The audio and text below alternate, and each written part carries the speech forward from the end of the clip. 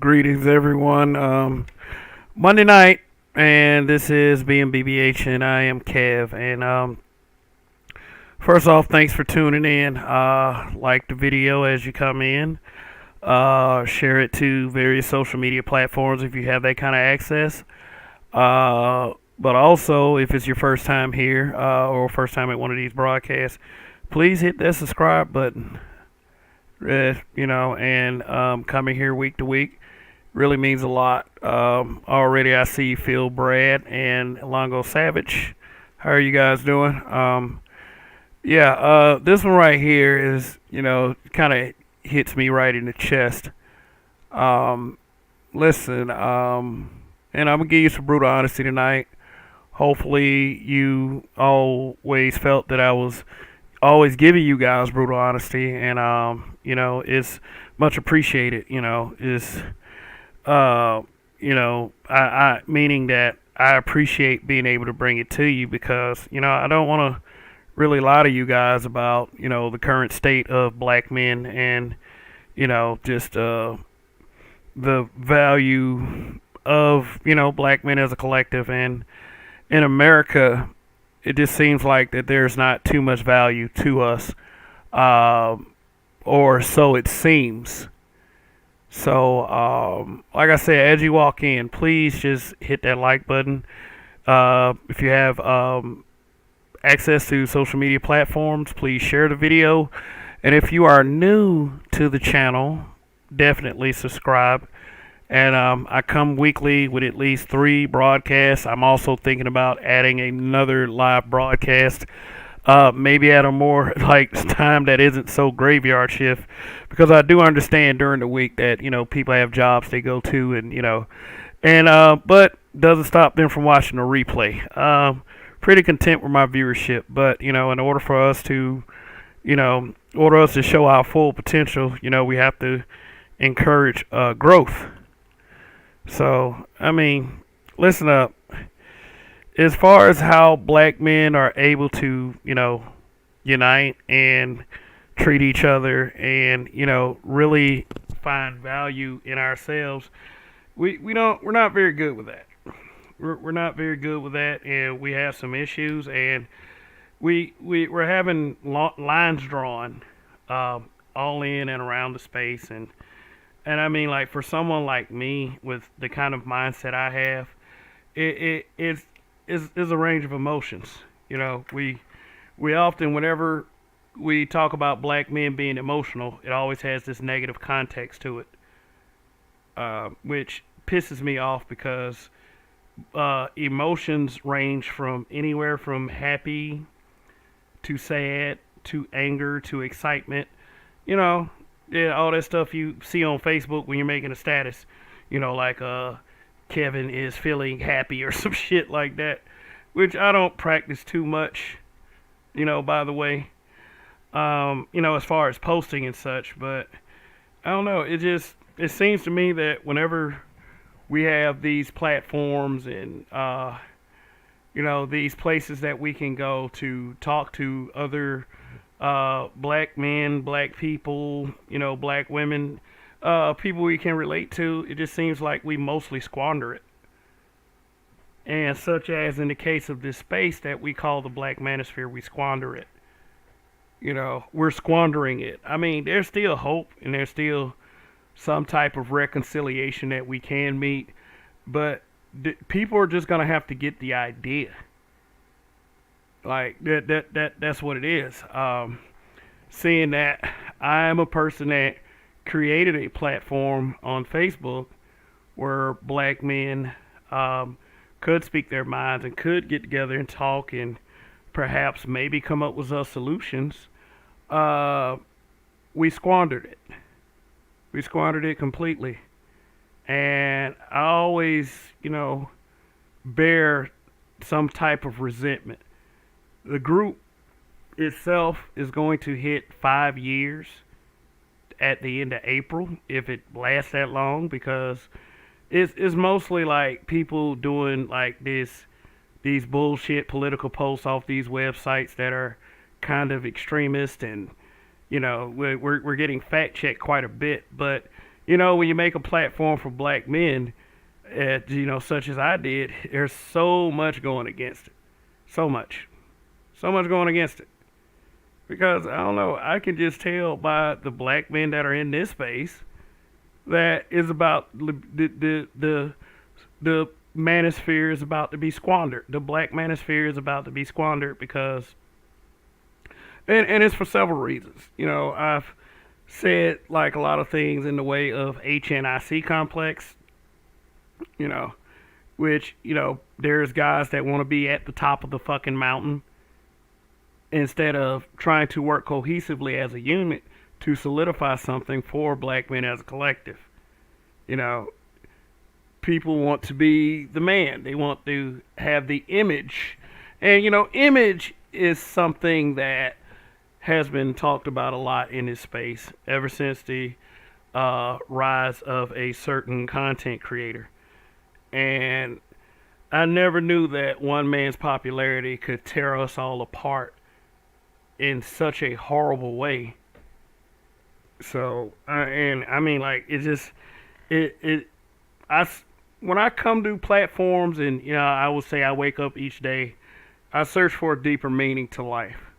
I'm not the most negative person. I'm not the most dramatic person. In fact, I've been described as one of the calmest people in the space. So I've had my moments, but it is what it is. It's like, I also appreciate the fact that there are certain people that do see me as a level-headed content creator. Not one that's so dramatic, but we're so attracted to the drama and all of the BS to the point where we're actually becoming what everyone says we are. It's a trip. It's a trip, and my thing is, I want to see black men succeed. I don't want to see us fail. Sorry. We have this thing that I don't really believe that I have the right context, but I'm looking for it right now. It's called rugged individualism, and is defined as I look at it in Google as the practice or advocacy of individualism in social and economic relations, emphasizing personal liberty and independence, self-reliance, resourcefulness, self-direction of the individual, and free competition in enterprise. Which I don't have a complete problem with that. I don't have a complete problem with that. But the problem with rugged individualism itself is we have some people that claim that's what they want, but a lot of these guys in this space, they want the validation of many, except the progression of a few. And to me, progression will always be more valuable than validation. So why do I say that black men, we are not needed or valued? The needed part. I've said this in the past and I'm going to stick by it. You shouldn't want to be needed by anyone. You should be able to stand on your own at this point in your lives. I mean, I can understand if you're like between the ages of 18 and 25, you might still be looking for a little bit of guidance. And if you come here for guidance, like, certain channels, I will say, yeah, we have some wise ones. But certain channels, I would suggest that if you are looking for guidance, you stay away from those channels as far as possible. Okay, I see Donnie. What's going on? Long live the habitual line steppers. YS4W. Yeah, definitely check his channel out. I mean, yeah, so anyway, the whole needed part. A lot of people, and I mean, don't be conceited or Don't be so self-centered to the point where you feel like you are needed. That this world needs me. They need me as a black man because there's a high emphasis that people don't. They don't need you. They don't want you around, which is mostly cap, I would say, but because that whole not needing you, it becomes convenient when they're in trouble, I would say. And I'm not just talking about, I'm not just talking about the females. I'm talking about the ladies too. Not the ladies. Well, not just talking about the ladies, but the men too. All right, stumbling on my words. Yeah, they always need us for something. They say they don't need us, but they always need us for something, whether it be some support on some bullshit or some financial or something like that. I'm not gonna pretend to be the guy that has never needed those kinds of help, but at the same time, I try not to play those cards too much. I mean, I guess it's all a part of me being a kind of prideful, and I understand that a lot of black men have that same pride. I do. The females, they say they don't need us, they don't love us, they don't want us. But the second there's a roach in the room, all of a sudden they screaming for that man to come through. Every time a man crosses them in a very disrespectful way, guess the first place they look to? They look to another man. You know, they're every time something's too heavy to pick up, every time something's too high for them to reach, guess what? They go get a man. Yeah. So needed, as I put in quotes, they say they don't need you, but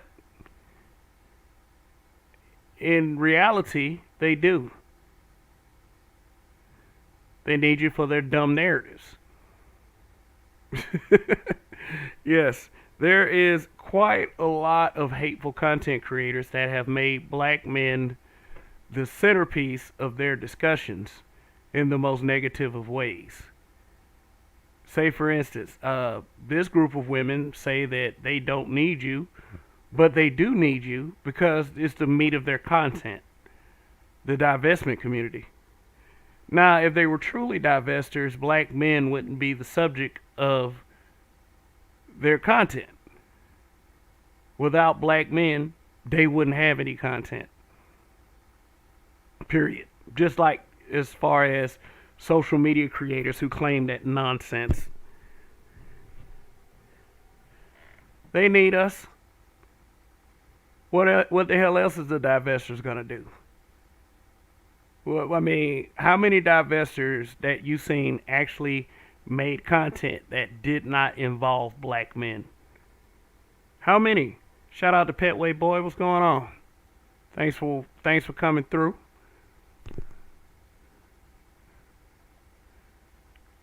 Yeah, I mean, I don't get it because like if you call yourself a divester, that's cap. Because in actuality, you are actually using black men. You actually need black men. So, whether you want to admit it or not. Now, as far as the value piece, I would probably put that more on black men because I grew up hearing sayings like this: if you don't respect or value yourself, how can you expect others to do that for you? If you don't love yourself, how can you expect others to do that for you? And it's something that we simply cannot do.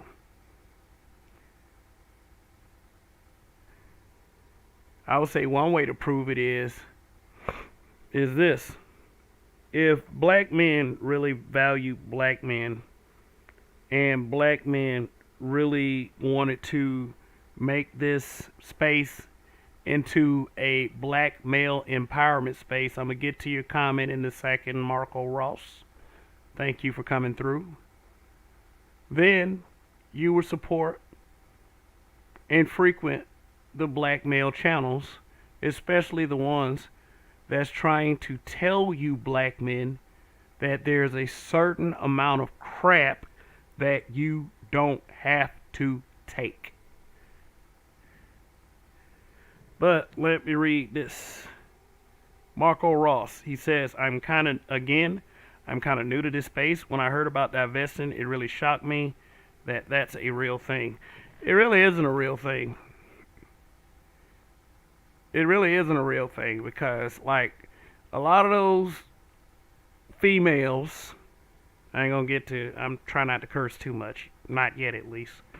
A lot of those females are extremely lonely people. And they call themselves divestors out of spite. Spite for the black man. Because maybe it's because of a bad experience. Or maybe because they were in this space or in Black YouTube long before you were, Marco Ross. And they started watching a guy, I would say, like Tommy Sotomayor.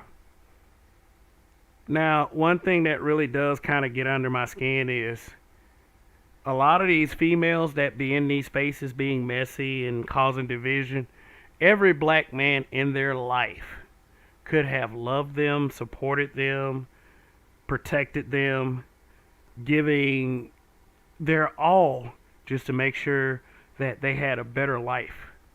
But they hear one black guy, one dude, say really awful things about them, and instead of treating him as an individual, they blanket black men as a collective.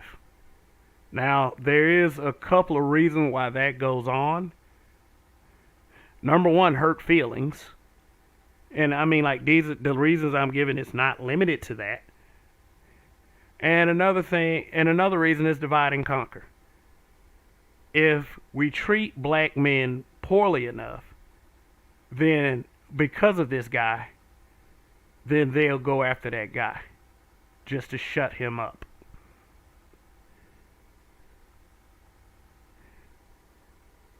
Which, I mean, instead of coming for us, why don't they just go for him? You know, treat him as an individual. Treat him as if he's the cause of what he's saying. But of course, when they start acting like female dogs,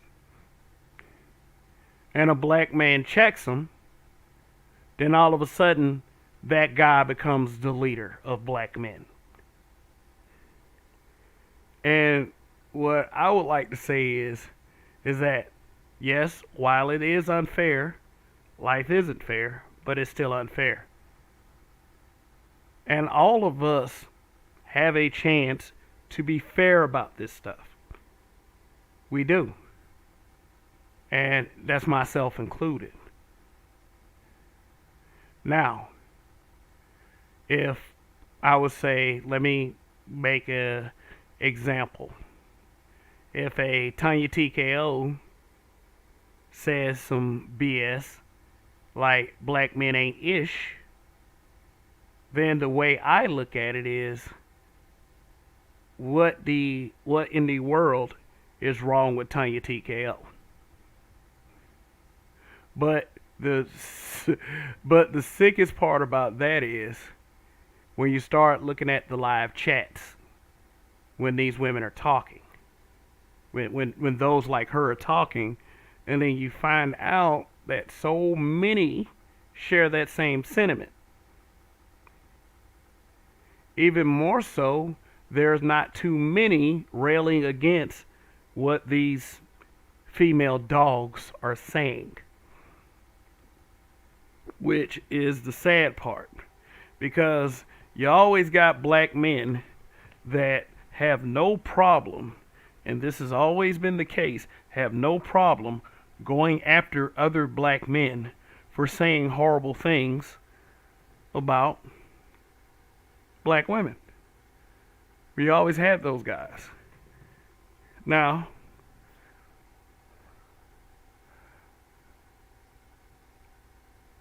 the space must be somewhat red hot at this point because can't nobody stop talking about the space, even in a very negative way. No one. And what if you really liked and believed in this space as a content creator? I believe you should try to capitalize on it, but at the same time defend it. Now, I know that there are some problematic people, but like I said about the, treating a person as an individual, you need to treat that person as an individual and not try to blanket the ones that actually want to come here and do something or try to discourage any kind of progress that we could make as a group of men. And I don't know, maybe I'm just a little bit angry about the way that MySpace was treated on Facebook as a troll space that no one valued. And you know what? I blame the men more than the women for that. Because, like I said the other night on Saturday, I don't know if black men want it bad enough. I don't. I really don't know. And that's a sad thing for me because I have such optimism for black men as a collective. Because when we are at the peak of our strength and our health, we are unrivaled. I don't care how powerful everyone else says, like, other races are. I don't care how powerful they say Asians are. I don't care how powerful they say Caucasians are. Especially like, trying to use, white men in particular to shine black men. When we're at our peak, nobody can fuck with us. First cuss word. I don't know, I might have said another one, I don't remember. But it's the truth. And all I've ever tried to tell black men is that that's the power that you possess. When we're at the top of our game as a man, no one can mess with us.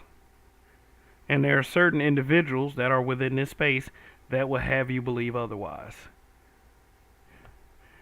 But the more alarming thing to that is you actually believe these guys.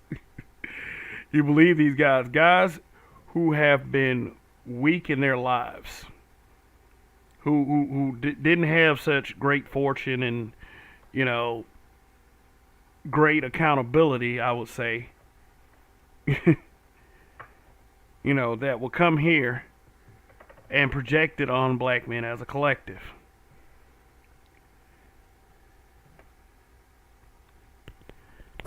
And I'm sorry, I really am, but you're going to have to develop more of a backbone than that.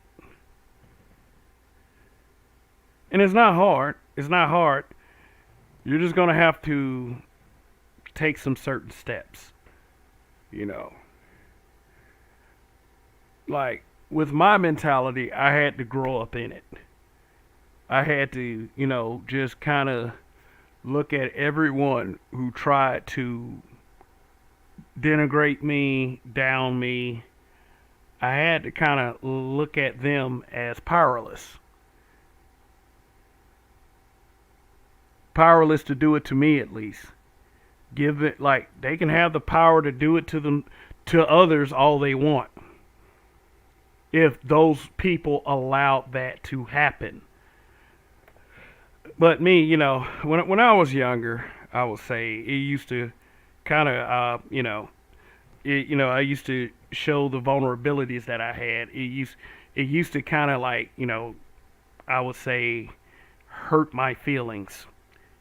It was young when I was much younger, of course. But as I grew up, more and more, I had to understand and realize that they were flesh and blood creatures just like I was.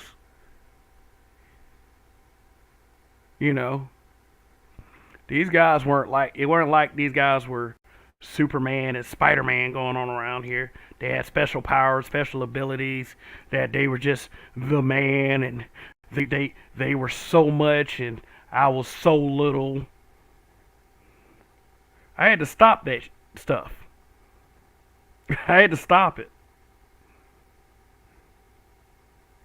you know, because I saw it like this. If someone treated me like crap, someone treated me like I was nothing, and I took it, and then the next day I would walk outside or across the street and get hit by a bus and I was gone, then the fact of the matter is, in the last moments of my life, I took some shit that I should not have had to take. You know, instead of that person, well, he died being my bitch. That person or whoever those people were, they was like, yeah, he really told us before he bit the big one. And I would rather that than to go to my grave disgraced. And I think about that ever since before the age of 20. If I gave someone else the power and I died powerless, then my life would have basically little to no meaning. Yeah, I think in extremes like that. Think about it. If people, all they did was downtrod you and you took it, and all of a sudden you went out there one day, you got hit by a bus, or I don't know, you got caught in the crossfire of two people shooting at each other, and it hit you and killed you, how did you go out? As a man, as a black man, how did you go out? Did you go out like a man, or did you go out everybody's bitch?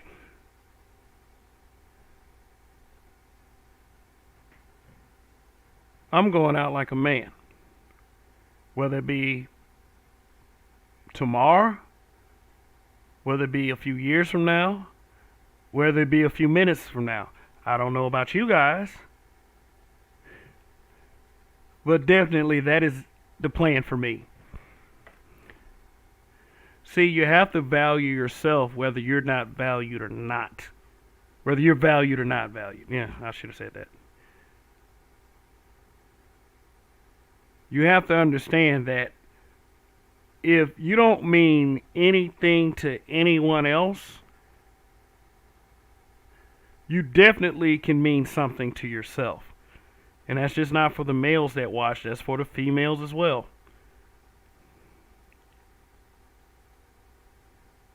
Because I ain't going out nobody's sucker. I ain't going out nobody's biatch. No one. Sorry. That's not in the plan for me. And it should not be in the plan for you either. Which is exactly the reason why I don't understand why black men so enjoy being denigrated. And I'm not saying that it's all of you. I'm just saying it's some of you. I was watching a broadcast earlier. And look, if you don't like the space, that's fine. But that's where that needed piece is coming in. Excuse me. To repeatedly make broadcast after broadcast speaking negatively about the space or negatively about black men being on this platform, but to incessantly make broadcasts about it, that means you need the space. That means you need black men. And I mean, at the end of the day, that's exactly what it is. That's exactly what it is. So feel good, black men. When they say they don't need you, that's cap. And there's not many people that are within these YouTube streets that's going to tell you that. All they're going to do is devalue themselves and then try to praise another group. Yeah, for instance, like when black men are the victims of police brutality. And then there's that one person that's, well, trying to be the apologist for the police. Saying that, oh, this man shouldn't have did this man shouldn't have did that. That's kind of like devaluing black men. Being fair on someone's behalf, another group's behalf, just to be fair to another group of people, or to side with another group of people and call it fairness. When that other group of people will definitely take their group over what's right, their group side over what's right, and not give a damn about you, whether it's fair or not. And I don't get that. Am I saying that black men need little bit more biased towards black men? Yeah, I am saying that.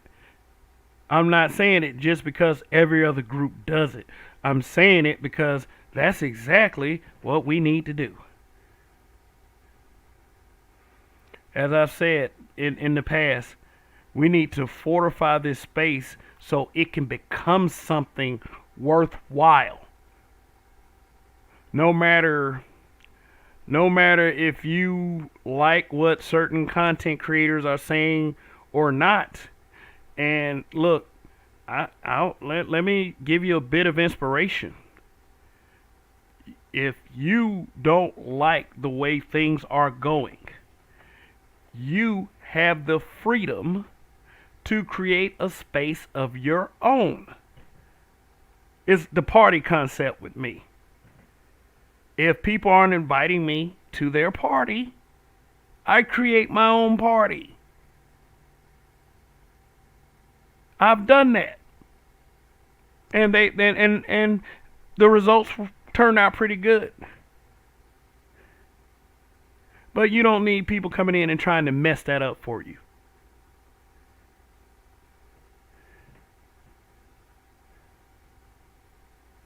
All right.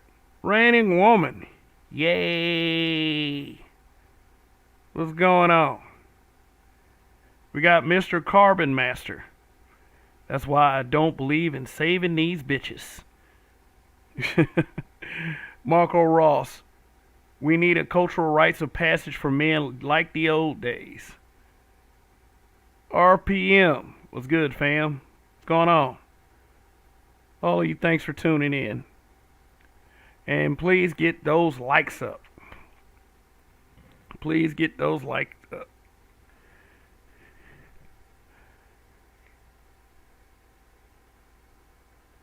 The subject matter is black men, we're not needed or valued. And I put needed in the word valued in quotes because I believe just the opposite. I think we are very valuable.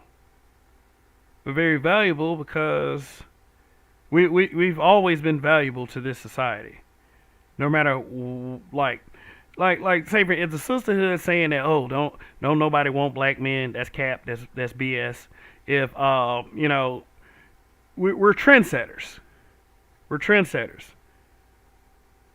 And I know people have heard this argument before. We're trendsetters. People take all the cool stuff from us. Paul Mooney said it best.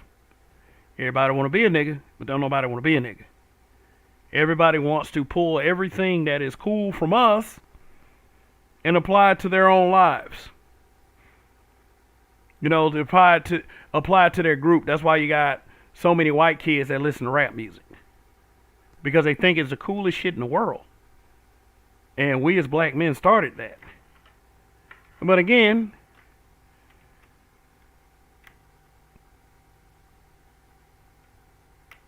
that's our contribution. Or one of our many contributions. We are the superior athletes. Our lingo is second to none.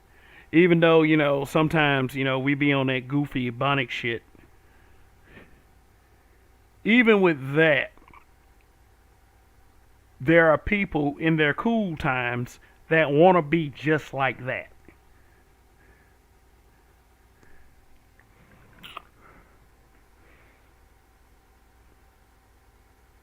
But as far as our struggle, and as far as our existences as black men and black people in general, because, yeah, we do need to look at it as a black people thing as well, even though these B-dubs are seeing themselves as a separate group.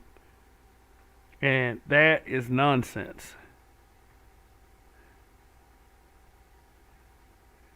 They don't want our struggle. And that's fine with me, because all that did was made us stronger as a group of men. But as of late, there's been cracks in those foundations. You know, this Willie Lynch mentality, which they say that was a letter written on a bank of, I believe, the Mississippi River. Well, the letter itself wasn't written, but there was a speech that was made. It said that we should do this and we should do that to black people, separate the men and the boys, separate the light skin and the dark skins, separate the men and the women, young and old, blah, blah, blah, blah, blah, blah, blah. A lot of this black YouTube stuff, we're becoming a big Willie Lynch. And this is why you have certain content creators that would not rather dabble in the stuff that this space dabbles in. Now, black men, whether we know it or not, we deserve a lot of credit for the shit that we've been tackling. And I do understand that a lot of guys are just plain afraid to tackle stuff like this. That's why they go in other areas such as entertainment, such as sports, such as politics. Well, part of the black struggle does involve politics. Like, if you are in this space, if you're dealing with the stuff that we are dealing with, if you have the courage as a black man to deal with the stuff that we deal with, give yourselves a hand. Give yourself a hand. This is very tough.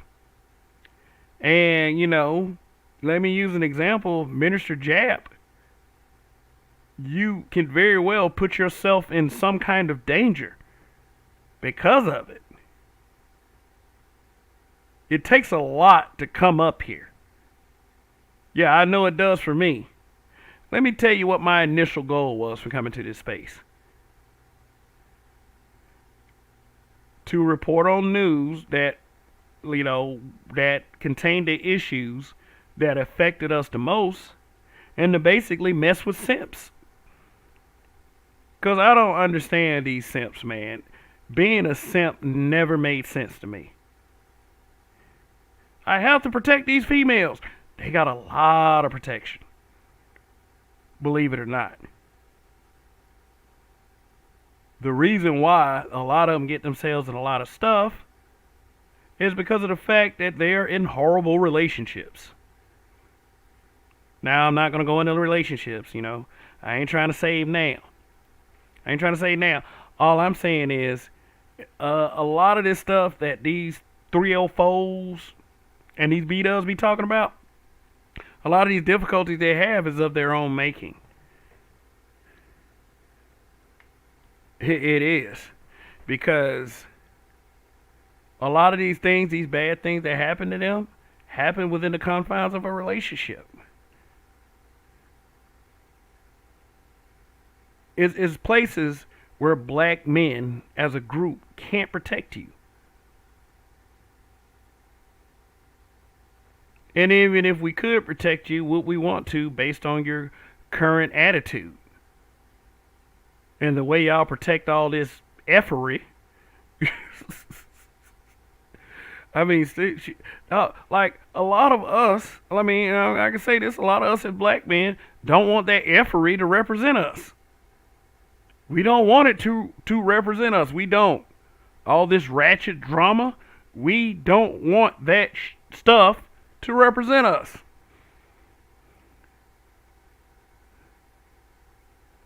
But we are the most criticized, especially black men within that ilk. We are the most criticized for not wanting to be represented by that effery. Like what we're trying to somehow make you change or make you be something that you don't want to be just for the sake of our own sanity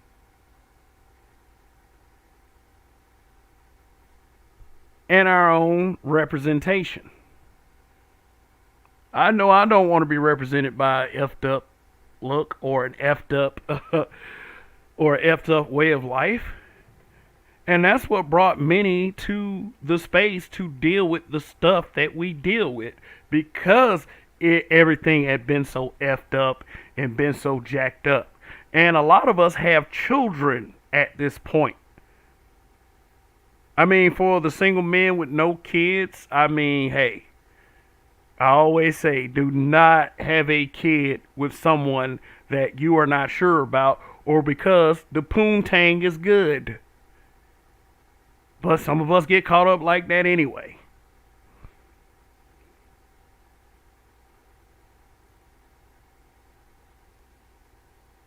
You know, the single man. I tell the single man with no kids, get as far as fast as you can.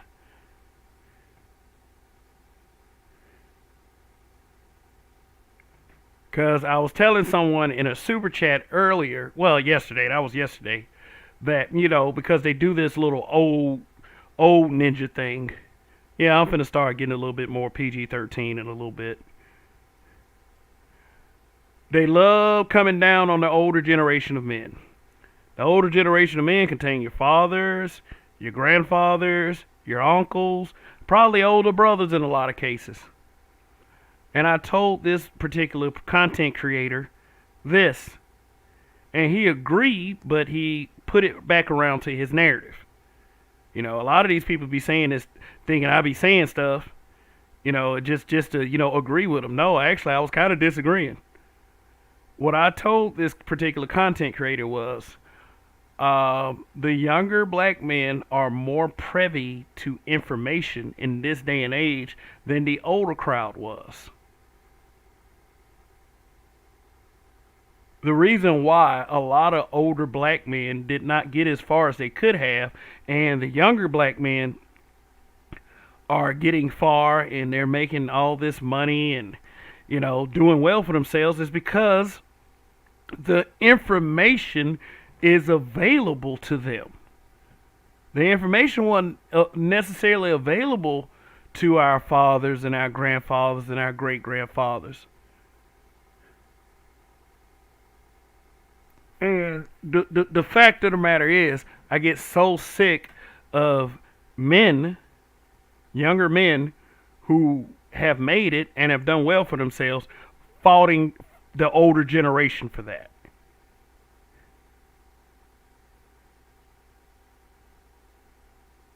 Resenting the older generation. They just did not have the info. And if they had the info, we'd have had a lot more millionaires in the black community than we do right now. It would not have just been limited to basketball players and rappers and entertainers and football players and, you know, anybody that's just famous, you know. It would not have been limited to just them. And it kills me the way a lot of these guys talk. We're putting some really good info out there right now. And it is up to us to welcome this info. But to shame the older crowd and the past generations for that, that's nonsense. And you guys ought to be ashamed of yourselves. A lot of which, if the older crowd did not look out for us when we were kids, when we were very little, and believe me, more y'all dads was there than the narratives that are put out there. Hell, we would not have made it. I mean, some of us had those dads that worked hard and busted their asses. And even though he busted his ass to get little, shit, it was enough to get you through, and you should be grateful for that. But instead, some of y'all want to be little a-holes. You ought to be ashamed of yourself. But, some of y'all ain't got no shame.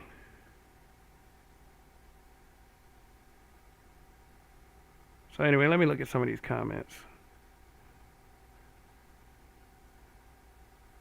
Jersey Hammer. The thing is, this space is kind of like a ready-made audience. So some will try to get into this space and cannibalize their following from there. Yeah. Like, there's a lot of guys that came in this space and they built off the space, but now they're space this or space that. Which, when I came in, like I said, it was probably I didn't probably really get welcome to the space until like after my 200, 300th video, say a couple years ago, something like that. RPM says R.I.P. Paul Mooney.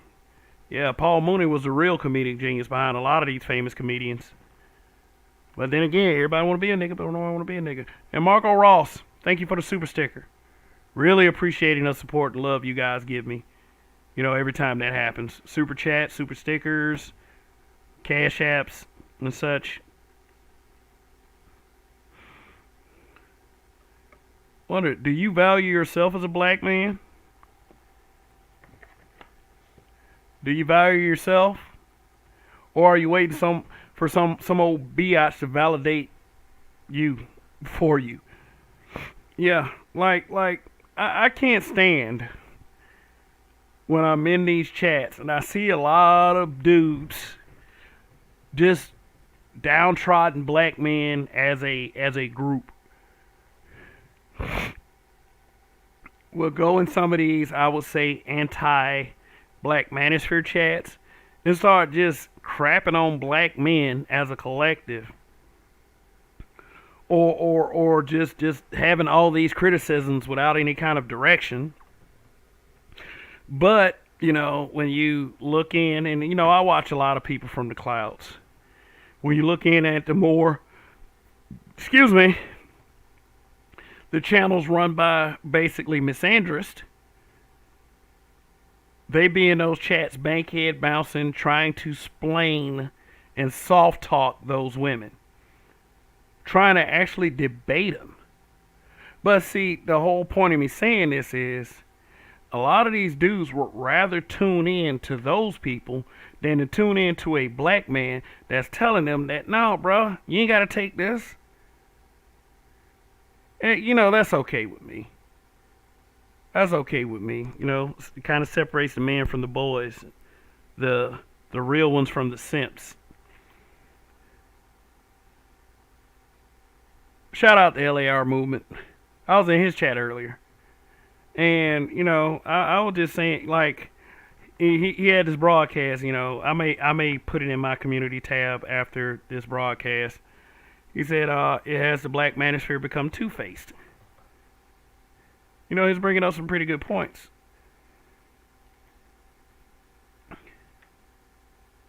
Saying that a lot of guys will sit there and, they'll talk about females, but when a female comes around, they immediately just shoot for the validation piece. So what I said was, like, I made the comment because there was a couple of people that's been riding with LAR for a while, but they're in other spaces. One guy said that, I said in a chat that, like, a lot of you guys be in the females, content creators who shit all over black men. They be in their chats, like, just sitting up there, like, taking it. Or kind of bankhead bouncing in the chat, like, trying to, sit up there and, like I said, explain and soft talk. And then I said the words black men. Another content creator turns around and says, well, I can hardly call those guys men at black men being brutally honest. I mean, damn. I'm like, damn, he just went to sounding like a female dog. Like, what the? Like, that's something I hear females say. I can hardly call them men. And the one thing I do kind of like is the fact that, these guys can never ever be specific. They do the same thing these broads do, like they used to do with Tommy. They'll use Tommy to blanket black men as a collective.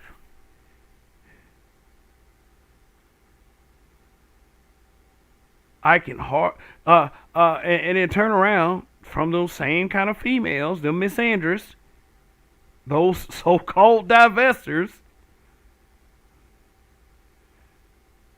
and will say things like, "Oh, I can hardly call them men," and I mean, I'm starting to really have a disdain for Facebook because the same little misandrous trolls, a couple of them are on Facebook. I try to tell a female, it's like, why don't you focus on women and women issues instead of trying to direct everything toward black men? But you always got those couple guys. Like, there was this girl that made this post, why are black men so broke and dusty?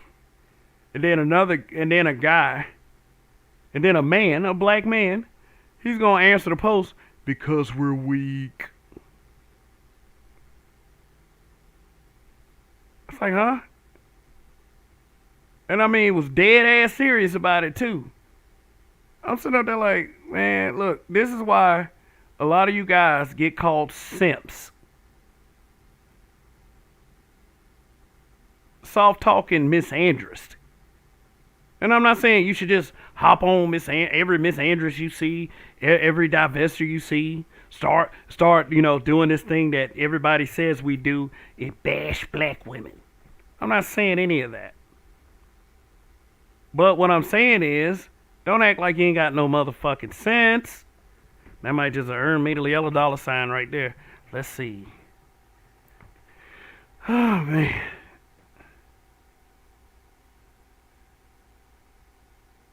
Nope, still green. 24 likes. Okay, please hit that like button.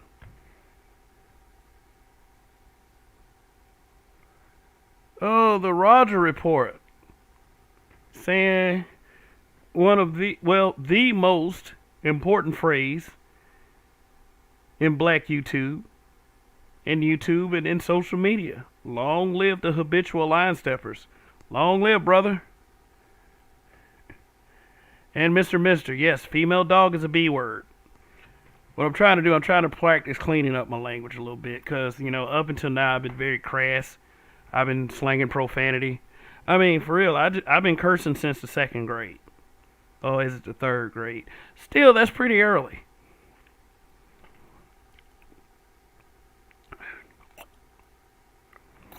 But black men, look, listen up, man. Like I was talking about the guy that was talking about, oh, because we're weak. Or the guy that's saying that, I hardly consider those guys men. Because, it's real trendy to, crap all over the space for whatever reason. You ain't got to be like that. And honestly, like, we as black men, especially in this space, we need to do a better job checking other black men. I don't care how popular he is. I don't care how not popular he is. Check that dude. If you disagree with it, now if you just want to be a follower, that's something that I can't control. I can't control the people who even will kind of stick up for the space. But look, if there is another incarnation of a black male space that deals in these issues, I mean, even if somehow the end of the Black Manosphere came or something like that, you guys have to understand that people are going to react the same way if another black male space is created. even if there is a push to get shit done, that it's going to be treated the first time someone says something like tricking is okay, then it's going to be blanketed. So I do believe that a lot of men that are in this space are discouraged right now. It's like not only by some of the behaviors that we see, but by a lot of the things that are said by the more bigger content creators.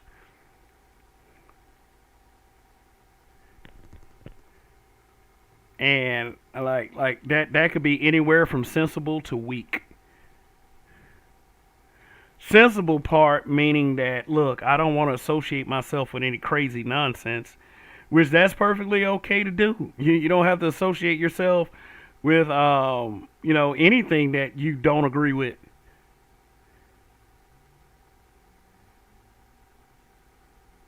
But it's pretty weak to do it if everyone else is saying that's what's what.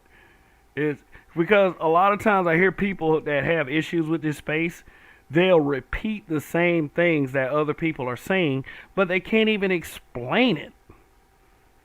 Why? They can't even explain why. Oh, these dudes just mad because they ain't getting no pussy. These dudes get mad because they've been rejected in high school. But can't tell you exactly what was said. It's just a narrow-minded talking point. Or say who said it, because I have yet to hear someone says like, "Oh, I remember Keisha from high school, and I got rejected by her, and ever since then I hated black women." You know, I have yet to hear anyone say any of that in that context. I have yet to hear it.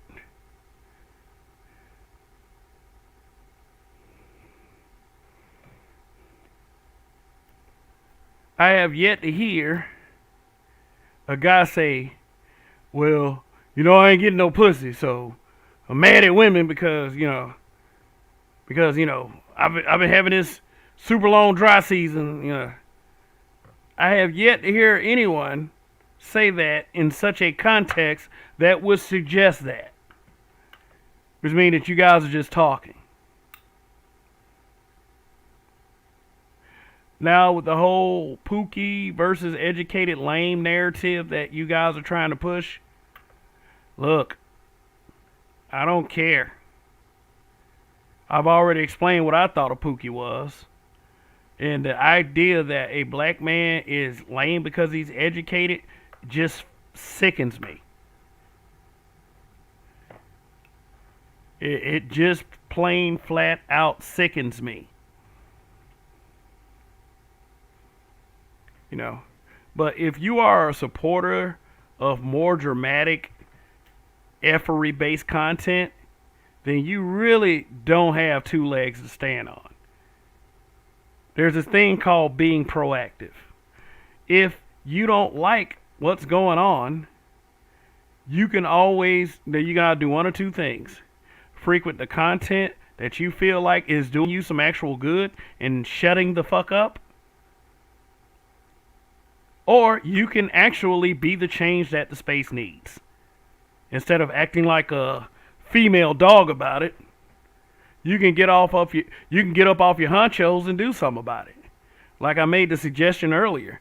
Just like I did, I created a platform to where I could move the way I felt as if things should move. You can too. You can too. Because nobody said, like, for a lot of these people who have all these reservations, no one ever said you couldn't do it.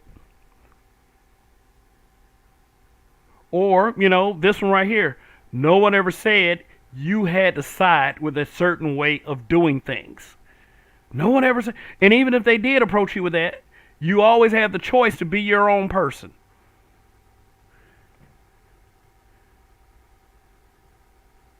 But I'm going to give you a warning, black man. And this is for black men.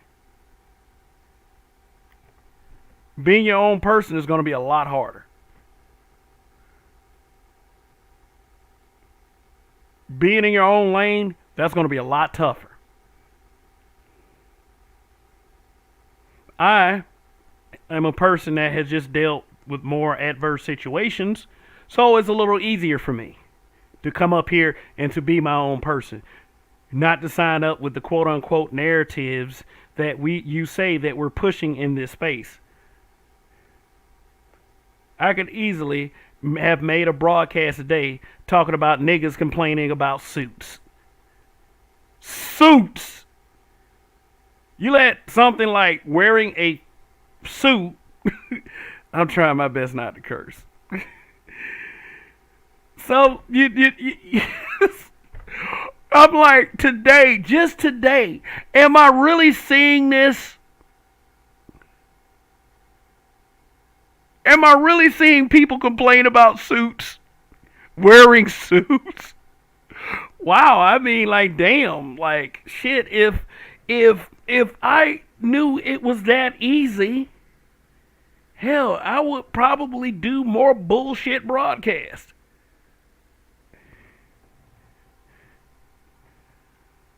I mean, damn.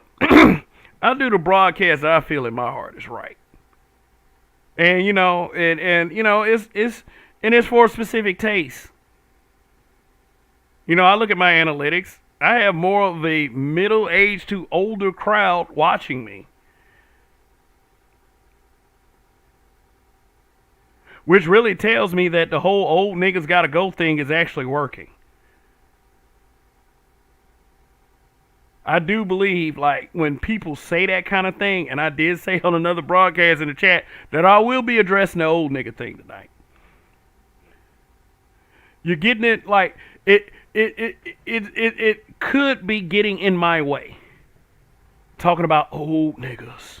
Old niggas gotta go. I'm 40 plus. I heard a content creator say earlier that the guy that's considered the old nigga is a guy that's 40 plus.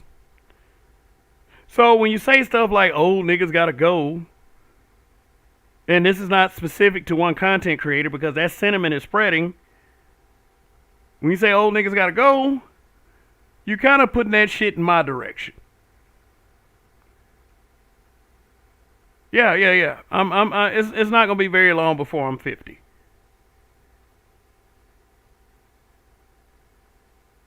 It's not. So, that's the reality that all of us have to face. If you're going to be on this planet for a number of years, yeah, look forward to getting gray. Look forward to having new stuff happen to you. New aches and pains.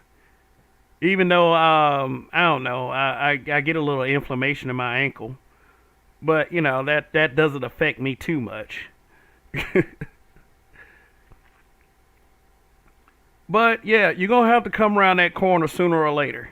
And the way you keep gaslighting these people, it's going to be a lot worse for you when you get old or you get to be my age than it is for me right now.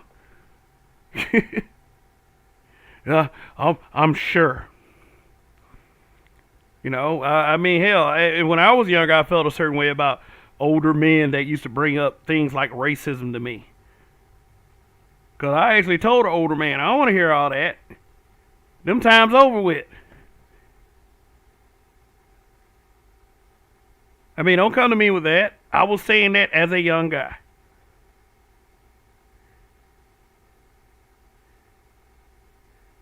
But, hell, as you grow up and you grow more mature, a lot of your views start to change. It's inevitable. I always had a little snide remark for people who said stuff like that. I said, you're just upset because I made it and your homie from back in the day didn't. Because y'all was on some stupid shit. See, I had parents that had sense enough to keep me out of the streets. And to keep my moral compass somewhat centered. Some things I had to find out for myself. But even with the younger crowd saying what they say and, gaslighting and all this other stuff, I'm going to still say this. Like I said earlier, you are more privy to certain types of info than I was when I was younger. When your father was when he was younger, where your grandfather was when he was younger. It's an evolution of society. You have better shots now. You can start creating generational wealth for whatever family you may have. A lot of these guys are pretty much anti-family, though. A lot of them are. And they try to play it off like it's some kind of on some Mac Daddy shit, but we all know the truth.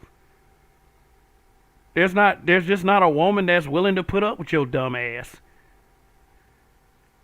Hell, I found one. It was later in life, but I eventually found one that put up with my shit. And let me tell you something.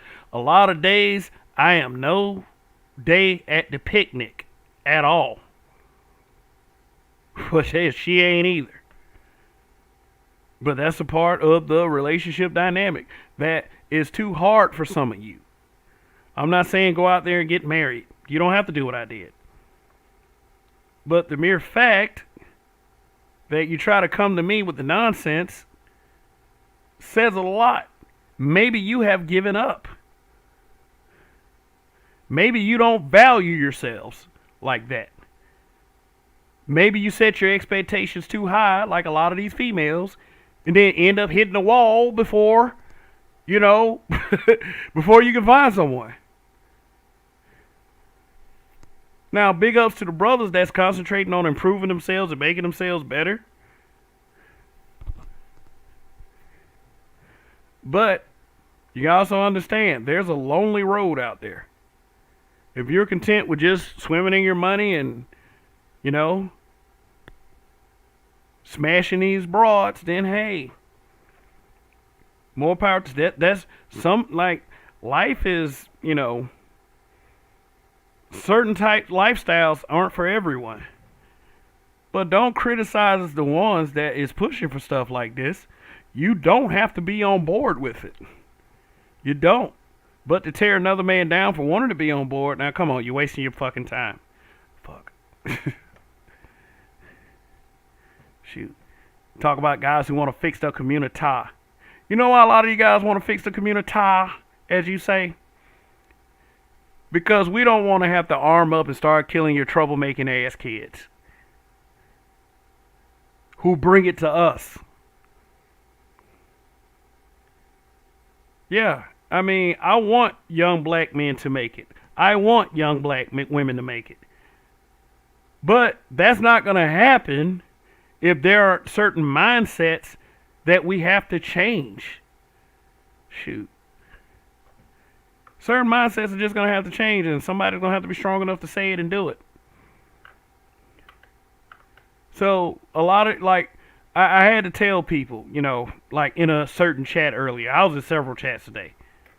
I just don't want to plug some of these content creators too much. I'll plug someone like LAR Movement, though. But there were certain, like I was saying, this space isn't a monolith.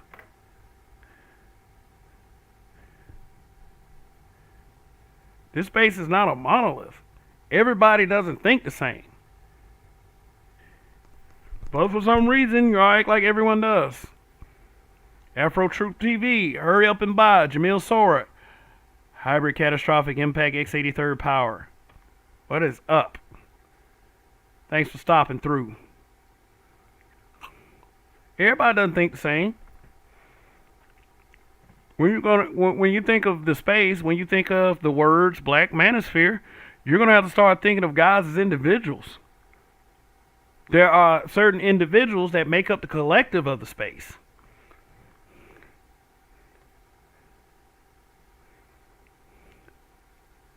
But if somebody says some dumbass stuff, just know that Kev didn't say any of that dumbass stuff.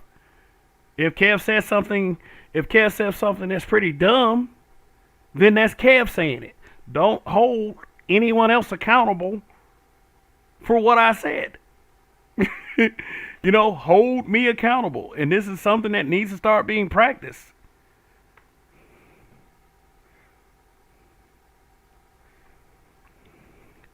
Now, let me share the screen real quick.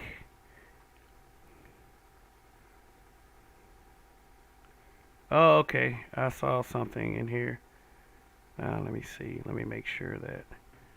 All right. All right. Yeah. Thank everybody here. Thanks for watching.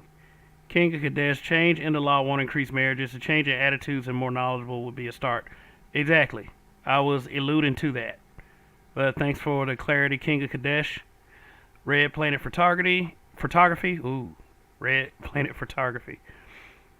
What's going on? But let me share this screen real quick. I want to show y'all something.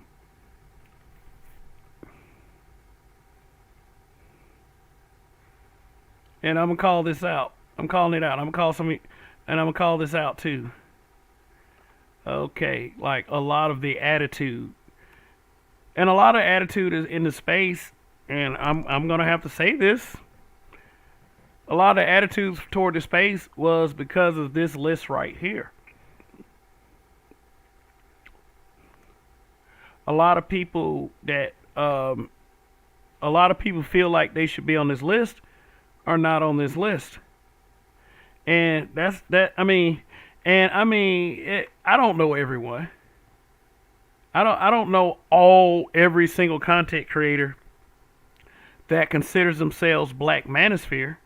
Before I move it, like I shared the post because LAR Movement that posted it. BGSM also posted it, and it's in my community tab. This is called the officially recognized channels of the Black Manosphere, updated February 25th, 2022. That was a few days ago. I'm not going to read all the names. You can just go check it out on my community tab. But, look, of all the names on here, do I necessarily like or agree with everyone on this list? No, I don't. There's a few names I see right now that I don't understand where the F they're coming from. Like, seriously, like, it's like they be on some other stuff. Like, you know how them people be like having a crack pipe, like lighting a crack pipe in a picture, and they'll be like moments before this post or the moment like this moments before this post was made. This is how I feel about quite a few of these people on this list. But the whole point is I'm trying to make is I don't have to agree with these guys.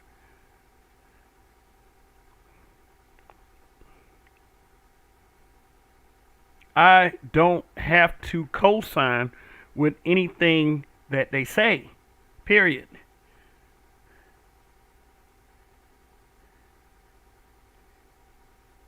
And that's the beauty of it. You don't have to.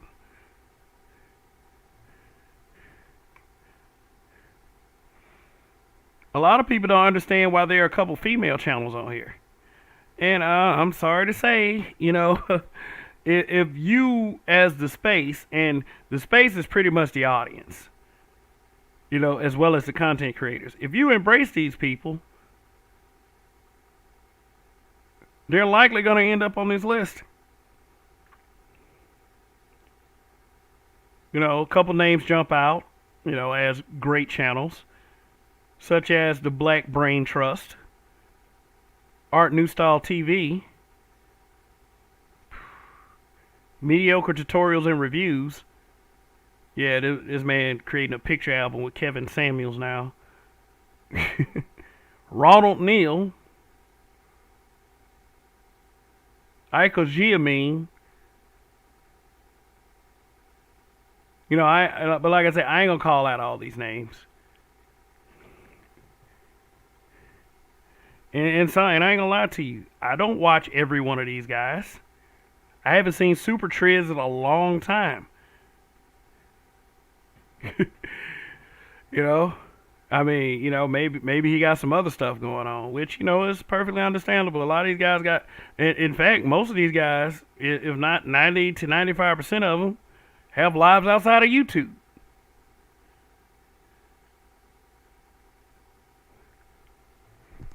Shoot, like Mr. Fantastic 824, who is currently deployed, from what I hear.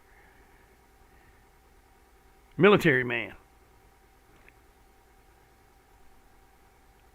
But let me tell y'all something. If one guy says something, is it representative of all these names? No, it's not. It's not. The simple answer is no. Whether you feel like whether you feel like some of these guys should be on this list or not. And a lot of you guys' favorite content creator is not on this list. Content creators, rather. Because every time a content creator puts this list on their community tab, there's always some questions of, where am I at? Why isn't this guy on here? Why isn't that guy on here? It ain't like that all these guys on this list right now currently are reaching out to each other saying, hey, dog, what's up? What's going on, guy? Black Manosphere, yeah! So, for the guys who engineered the list, please forgive us. We don't know everyone.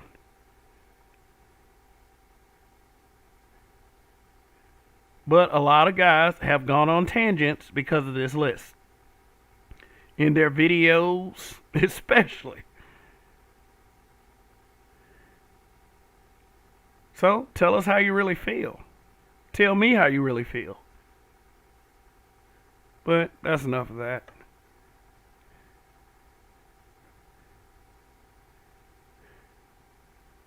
The truth is, I know it. Come on, guy. Yeah. And Donnie is saying yikes for some reason. Toya the tutor is here. What's going on? Everybody doesn't think the same. That's what I'm saying. Everyone does not think the same. So if one of the guys says something crazy like, pagan is not sus, believe me, that's not representative of black men being brutally honest.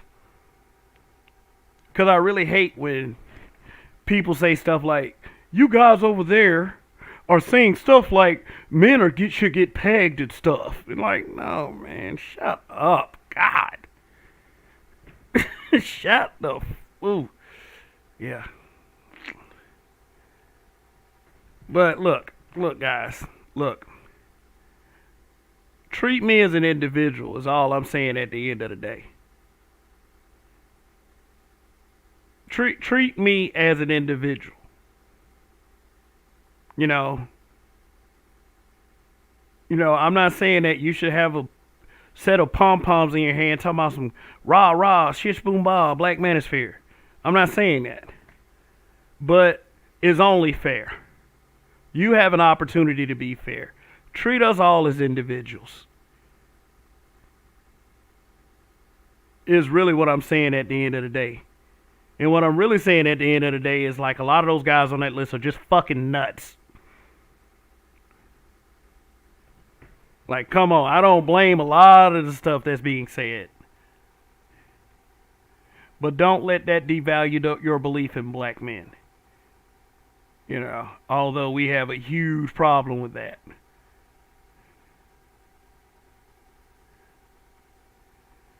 Alright, let me check out something real quick. Because I'm going to tell you right now, the first people that I rode in here with was Roger and Donnie.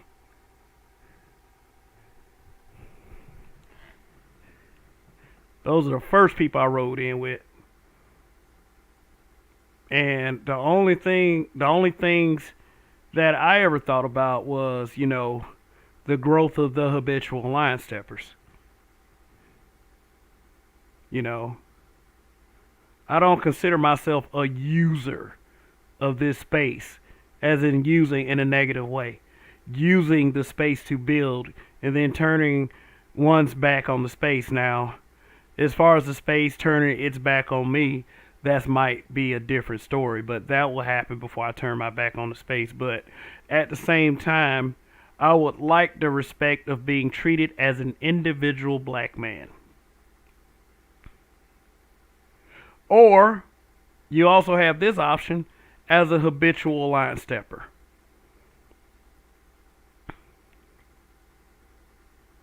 Because I would never ever want anyone to put off on me what someone else said. Just like I don't want someone else taking the credit for something that I came up with. Yeah, kind of work two ways. We are all individuals. And I do appreciate you guys, especially, people who I see every week, like Phil Brad and Hurry Up and Buy. And now Jamil Sword. People like that. Seeing and RPM. Like I see RPM every week. I really appreciate you guys for riding with me because, because that shows me what you're here for. You're not here for a space. You're not here for a you might be here for a black manosphere. But you guys are also here because you think I'm such a cool guy.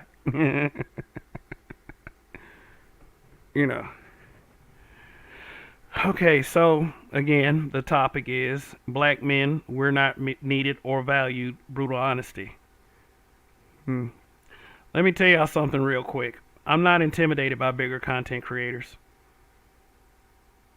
And I shouldn't be. Because even if they have bigger audiences, I think of this as the content creator is an individual. As one person. So, like I said, a lot of you in the past week really dick rode Tommy Sotomayor.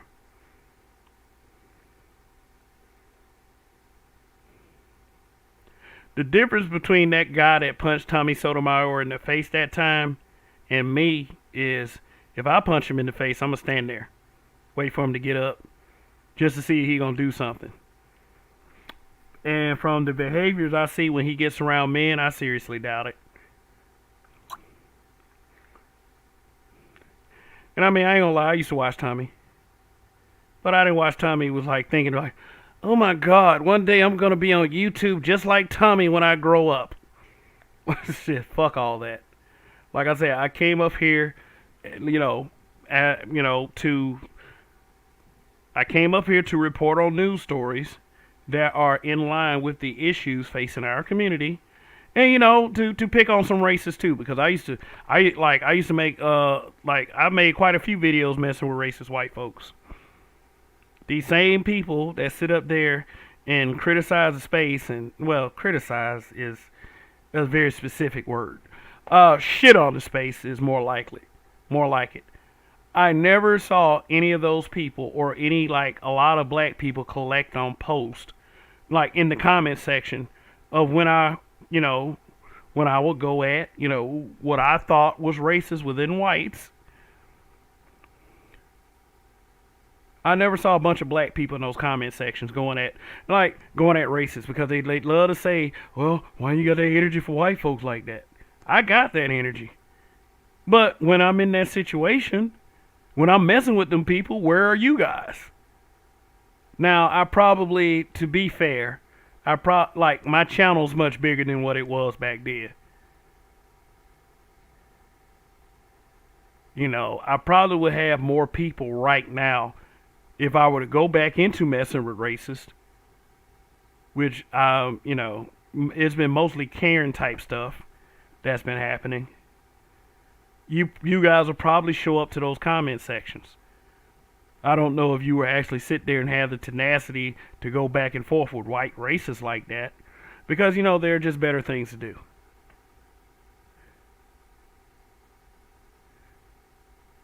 I remember this one video in particular. Remember when that man punched that little girl in the face? Man, I had a lot of people come for me on that one. I didn't see too many black folks. It was a couple of them.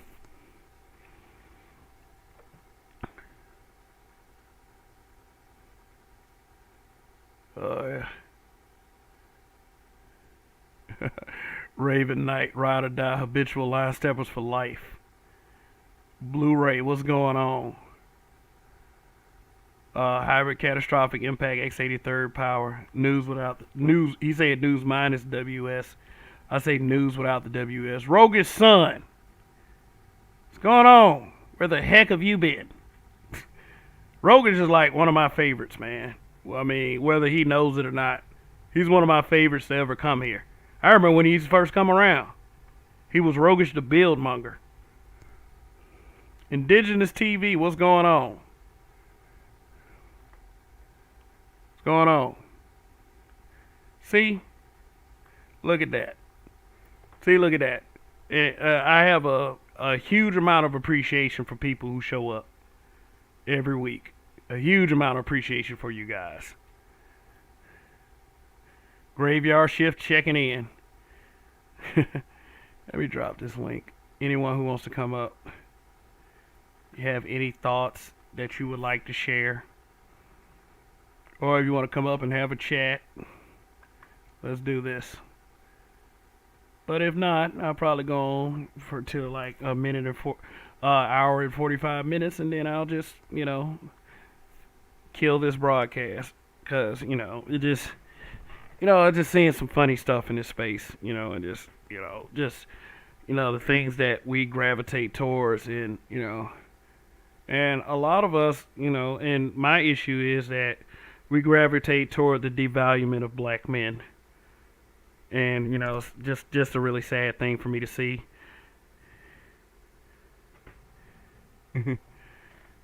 Just sad, just some sad things for me to see. What is that cat doing over there? Cat over there acting crazy again. But we gravitate toward the devaluement of black men, and that's something that we need to improve on. Now, I do welcome the difference of opinion. There's some legitimacy to it, then oh well. Great is Me. Great is Me is one of my recent subs. I was looking at the studio today, and Great is Me subbed a couple weeks ago. So glad to see you are still around. That I haven't said anything that was going to actually make you go away. That man said, Indigenous TV said, now Kev, now we know Kev, you have to wear a suit if you want to be taken serious. Let me tell you something, man. Let me tell you about that suit thing, and then I'm gonna let Rogish have the flow for a second.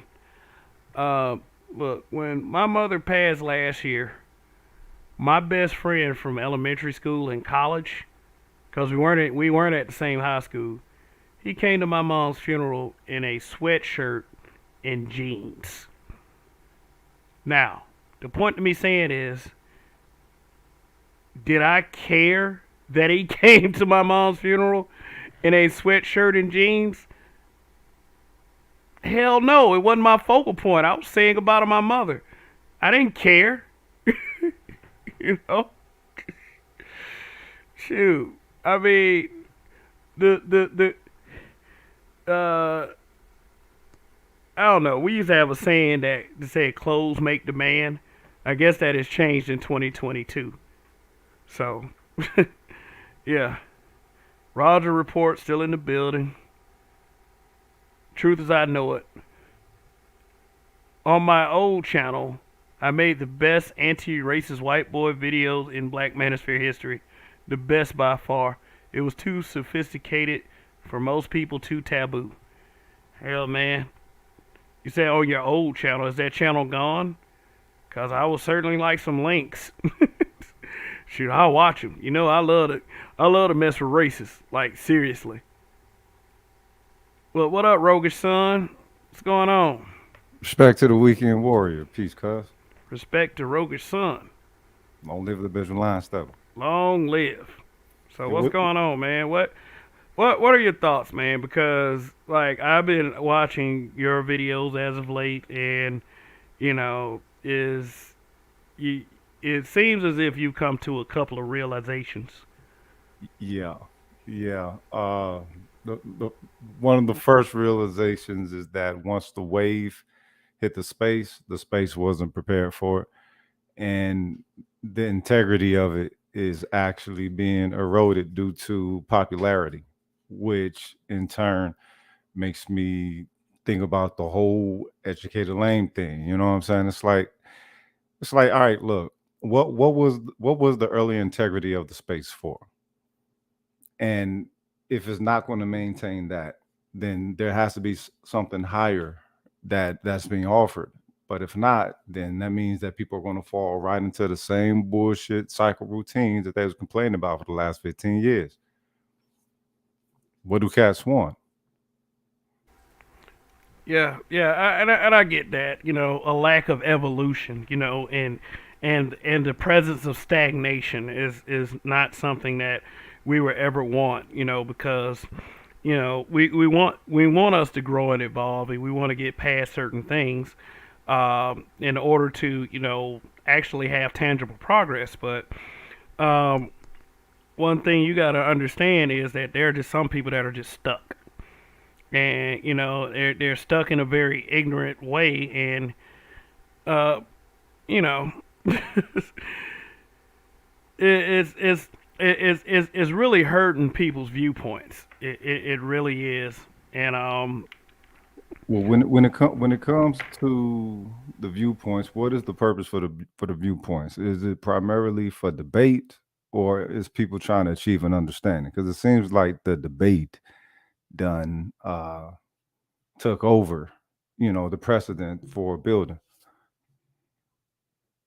mm, I don't know. I think it is. I'm starting to believe that a lot of it has a lot to do with just keeping drama up and just keeping an eye out.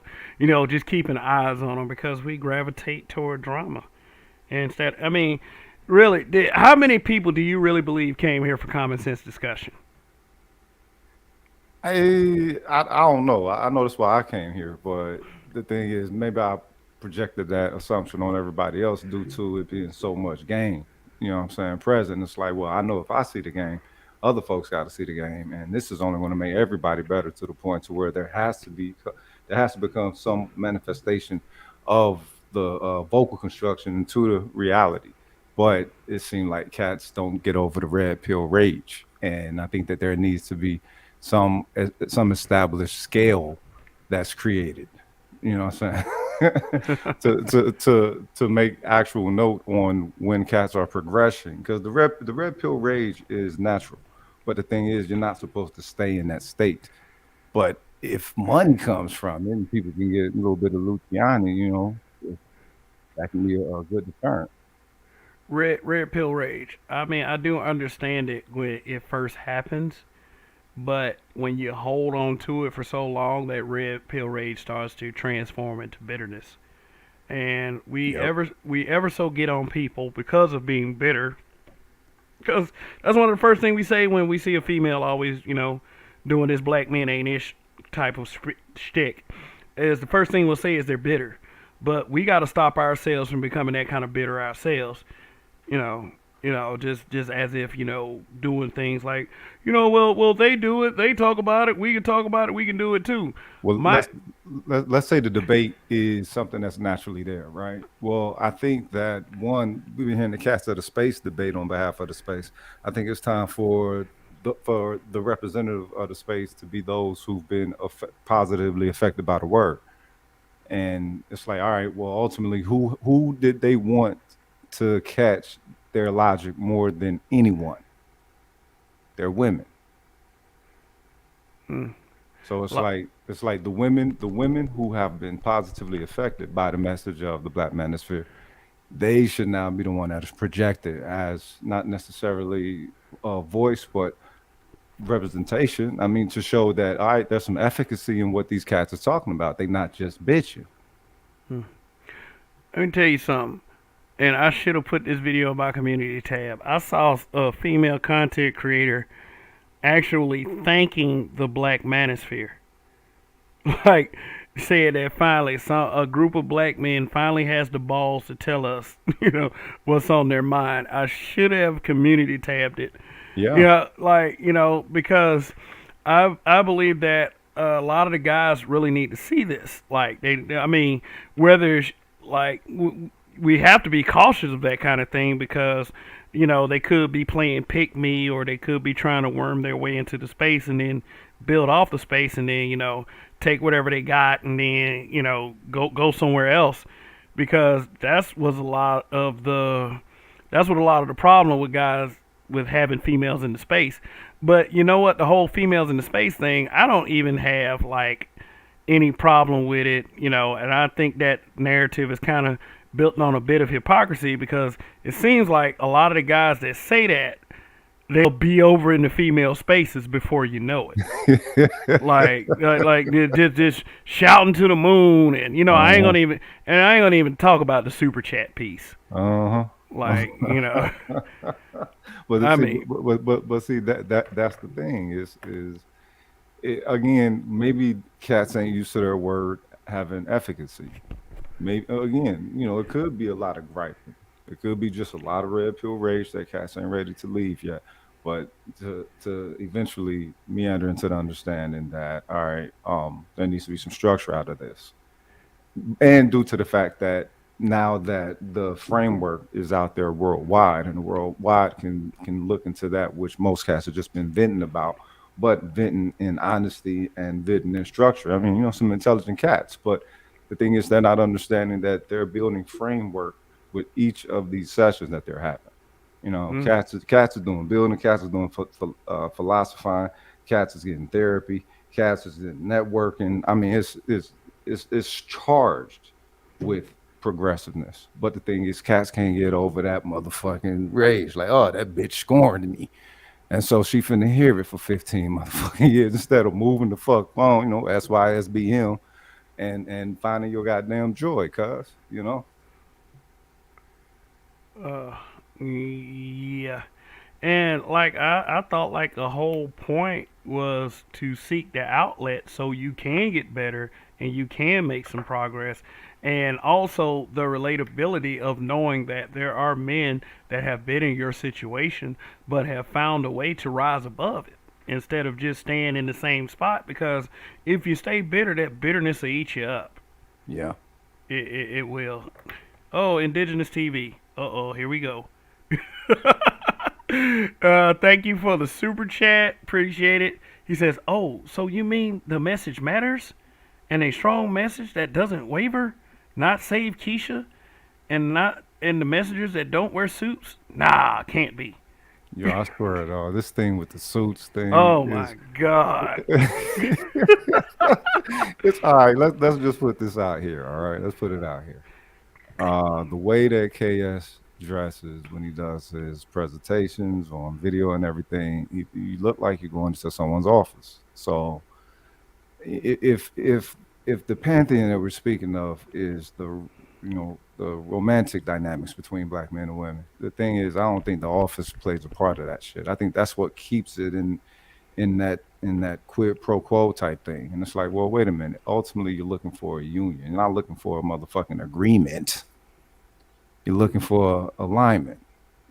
But so it's like, well, the fact that they can't get fly without a suit. It's like, look, the suit is a power element.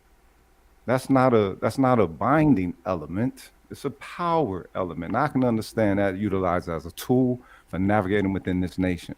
But when you got to understand the market is not of your narrative. The suit is a uniform. That's all the fuck it is. Now it's fly if you get somebody to put some flyness to it, but just because a motherfucker rock a suit, that doesn't make the motherfucker better or nothing like that. It's just a tool. But some niggas like to make shit like that their fucking identity and try to throw away the fact that it's another motherfucker's narrative. Hmm. Well, I do believe that the whole suit thing is because of the air of professionalism and, just to keep up a dapper image. But I would say that's for that individual. If you don't want to wear a suit, you don't have to wear a fucking suit. It doesn't have to be Easter Sunday every day for you.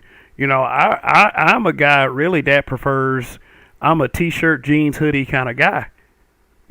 And in fact, I'm looking for various hoodies that I can wear that are stylish. That doesn't mean that that's an image that I am going to force on everyone. But to I mean, you ain't got to be a dick about it. I'll say that. Let me. You ain't got to be a dick about it. Sheed, we here. We All here right. is in the building. What's going on? 098 team. He says, Kez talking about white acceptance. Unbelievable anyone listens to him. White acceptance? man, dude, I don't. Let me tell you something. That I don't Yeah. give a fuck about motherfucking white acceptance. Shit, fuck about none of that shit. How dare you? How dare you infuriate the Caucasian man? What's going on, Donnie? Yeah. The Roger What's Report going says in the chat, some brothers have to learn that their voices have power. They aren't used to that idea. I agree with that. Facts.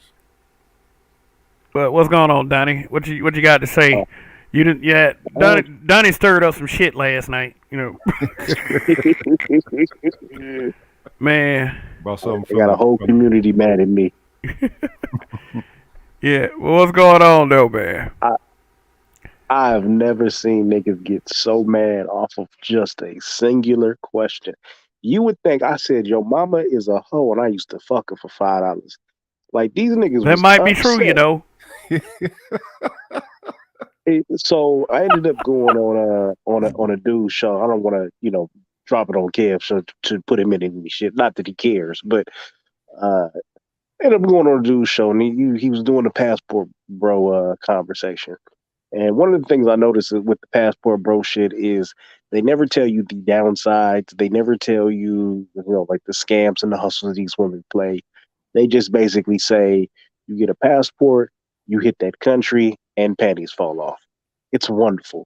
Oh, passports, Are right? they tricking? Wait, this is the thing though. Anybody who's also traveled outside the United States, you get a little bit of favor being from here. You get a lot of bit of favor being black and everything. And it's like, well, you don't always got to go to their whole house to get, you know what I'm saying, that favor. So is it that's basically they just going out for pussy and saying, but since we can't get pussy here, we can get pussy outside of this bitch. But not loving relationships. That's I see like the fool conversation. A lot of them dudes, I would say the vast majority of those dudes who are on that passport bro shit are going there to trick and process the lecture presence about how we carry ourselves. He's a cooking pool. Yeah, well. So if that's the case, what of the quality that they say that the women here should be embracing of them? Is it that foreign? Well, a lot of the shit that I heard was that they were more feminine. They were more accepting of what I attribute to just being a broke nigga. Like one of the niggas was bragging. He was bragging about how the girl said she was hungry, so he said he went to the store, grabbed some cereal, and came back up. They ate it and kicked it. Now. I don't know about you. That's not where I would have went with this. You know what I'm saying? With any store, but like, she was hungry, so I went and bought her cereal. Like, nigga, I'm not finna get cereal my damn self. Why would I go? It was just some silly shit. But the large majority of them dudes, they end up going over there looking for love, but they're weird, so they end up paying for sex. And then when they come back, rather than tell you that they was just paying $20, $40, $50, $60 for some coochie, they tell you these girls were into them. They had the greatest time, X, Y, Z. So they leave lames and they come back ballers. They leave lames, come back gamed up. What the fuck is that? I mean, that's really what it is. Now, don't get me wrong. When you go overseas, yeah, like you said, you're an oddity. So it is going to be easier for you to catch some women, and you can hit and do all kind of shit. I'm not saying that doesn't exist. Right. The vast majority of these dudes go over there and they start tricking. There are some older dudes who go over there and they are looking for love, but they ultimately end up moving there, and then they finance a bitch's lifestyle. So she's sort of, she's like a live-in girlfriend. You don't have that mentality here when you pay a girl. I'm sorry. If you have a live-in wife here, you're gonna get a whole bunch of attitude XYZ. There, she's gonna do it because that's just standard for them. So niggas are happy to do that, but the large majority of them are not doing that. The large majority of these passport bros are going to Brazil for a couple of weeks, a weekend, and spending $60 a pop. They go to the Dominican Republic, spend $60 a pop. I've heard dudes on the platform say that they're sending women money in Jamaica so that they can fly down there, bust a couple nuts, and then they fly back home and they still sending money. All of that is tricking to me. Yeah. Hey, let me read this super chat from Indigenous TV. Thanks once again, brother. Said the Fragrance Ninja got on the Culture Clinicians panel and process to lecture us peasants about how we carry ourselves. He's a complete tool. Yeah, look, the thing is, when Hollywood come knocking, this is why Dave Chappelle left the 50 mil, y'all. All right, you're going to have to adjust to the mainstream somewhat, which is just the pilgrim stream, But yeah, Yeah. They're gonna do that kiss the ring on you. Yeah, they gonna do like they said. They said Meek Mills was doing, like walking around in some booty shorts, dancing or something like that in their offices, What? I serving them. hear that. What? No, Meek. They said Meek Mills did something now, like But but that's neither here nor there. Uh, yeah, but shout out to Abe Griggs that's in the chat. Abe Griggs is a member of the Facebook group, and he shares my videos even when I don't share them in the Facebook group that I created. So I really appreciate that. And Sure. yeah, shout out to Truth as I Know It. That man said Stove Top Brothers. I know who that's a shot at too, man. So y'all be clowning down there, but we do it brutally honest in this chat. So hey, if you want to clown a little bit, go right ahead. But there's a lot of truth to what these guys say. This. Let me see. Red Planet Photography says Tony Soprano used to trick. Only black men really trip off of it. Others, it's a means to an end. Ain't that some shit? I don't have a problem with people tricking. That if that's what you want to do, then so be it. It's the cycle of hoe life, right? You know what I'm saying? Right. You got to have a pimp. Your pimp got to have a hoe got to have a trick. Repeat. You know what I mean? So it all goes around in a circle. I don't give a damn if you go out there and trick. What I do have a problem with is when you go out and you trick and then you call yourself a passport Right. bro and try to play it Yeah. off like it's something else. They're I'm blending. like, no, nigga, you on a sex tourist trip. That's what you're doing. Yeah, that's what they've been. That's what I've been noticing. They've been trying to, just like the geeks tried to blend themselves in the nerd. These motherfuckers are trying to blend trick into player, and it's like, nope, nope. When it comes to being a player, the effort is not supposed to be maximum, especially in the aspect of spending. People say it ain't tricking if you got it. Yeah, it is, because what about your charm? What about your interaction of your word and your energy that you give? Anybody can give some motherfucking money. What I'm saying? Lames always and had the most motherfucking dollars. But what they're looking for love, but they're looking for love out of hoes, and they ain't even understand that you can't make a whole housewife. And they're running into all these issues because that's what they're desiring. But they don't and it ain't their fault. I guess they don't know how to desire a wife the right way. You know. But it's transactional situations. So basically, and I fucking I was on Kosher Commission show. So I asked a simple question: why aren't you telling these dudes about the scams and the slick way that these chicks move out there? And then rather than answer that question or saying well, we do, or maybe we should, or I just didn't feel like blah blah blah. They turned it into like I had an agenda, like I was trying to sabotage the movement, which is which is hilarious to me. But that also goes to show how much you're tricking and not trying to admit that you out there, you getting scammed, because that's what you end up doing. I've seen a lot of these dudes go out to these countries and they spend 40, 50, $60 with the chick. And then the chick is playing the long game with them and conning them out of more money. And they don't find out until later on. Or, they get the okie doke. They think everything's good because she's into them. But if she was into you, you wouldn't have to give her, $120 here and there. You know what I mean? So basically, they just looking for the shit to be easy, lazy as fuck, looking for the shit to be easy, knowing that the chicks over here is going to make it hard for them. And so figure, all right, I'll be right back. I'm getting hella static. You sound like a robot on my end. Yeah, we can hear you perfectly over here, but go ahead, Dunny. But I think a lot of it is the fact that brothers are prideful and they would rather not hear someone getting pussy that way rather than rather than to actually have the game and have the wherewithal and have the wordplay to get it for free. I think the attitude that we take toward it is that when you do get it for free and you use your word play and you use your game, that is more commendable. And is like, and don't fake the funk. I mean, if you tricking, but don't act like you on some player Mac Daddy shit. If you are, it's just that you paid for it. It's transactional.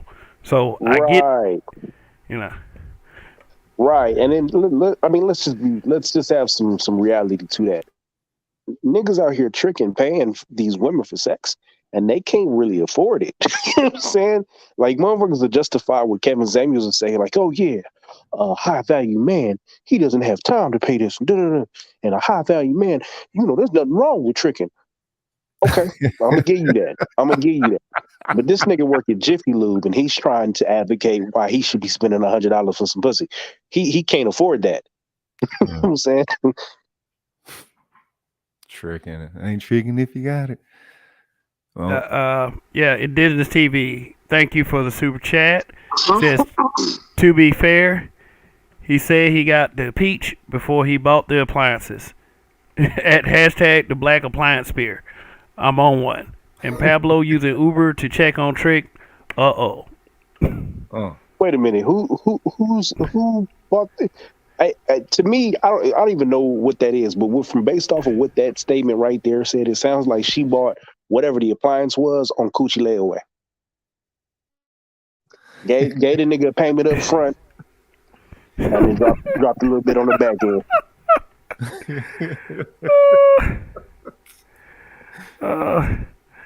Okay. All right. We got a John 81101, 81101, or he said, "Who cares?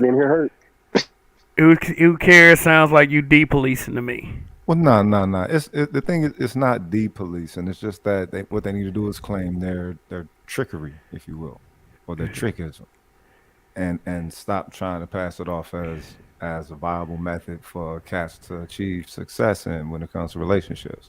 Because the thing is, I thought the SYSBM thing, I thought it was 100 as far as approaching foreign women. Because, again, we get favored with foreign women outside of the United States. Inside the United States, it'd be about some bullshit. But outside the United States, nah, they be, what I'm saying, picking to get chose. So the fact that these cats is going to the holes of these foreign places again, it speaks to character. So how can someone with that character actually apply some solution to their situation? Let me say this real quick. A lot of these guys who go overseas, I mean, I'm not talking in the tricking aspect as to what they make it seem like. They make it seem like we as black men, we go to other places and we get treated overall better by the women that are not American women. And they say that the women are more feminine and they treat us more so like kings. So is it tricking in every situation? How gonna do that in a third world country? She better. She hold on. Do you know how much? Do you know how much a back massage? You want to get a 30-minute back massage? You know how much that costs, nigga? That costs $5. You think the bitch ain't gonna be more submissive in Thailand?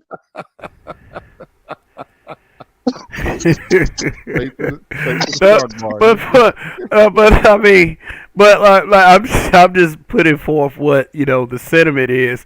They say that black men are treated overall with more respect in other countries and more so better than over here in the United States. Like the whole point, and this is what they say about SYSBM, is that you don't have to leave black women altogether. They just leave black American.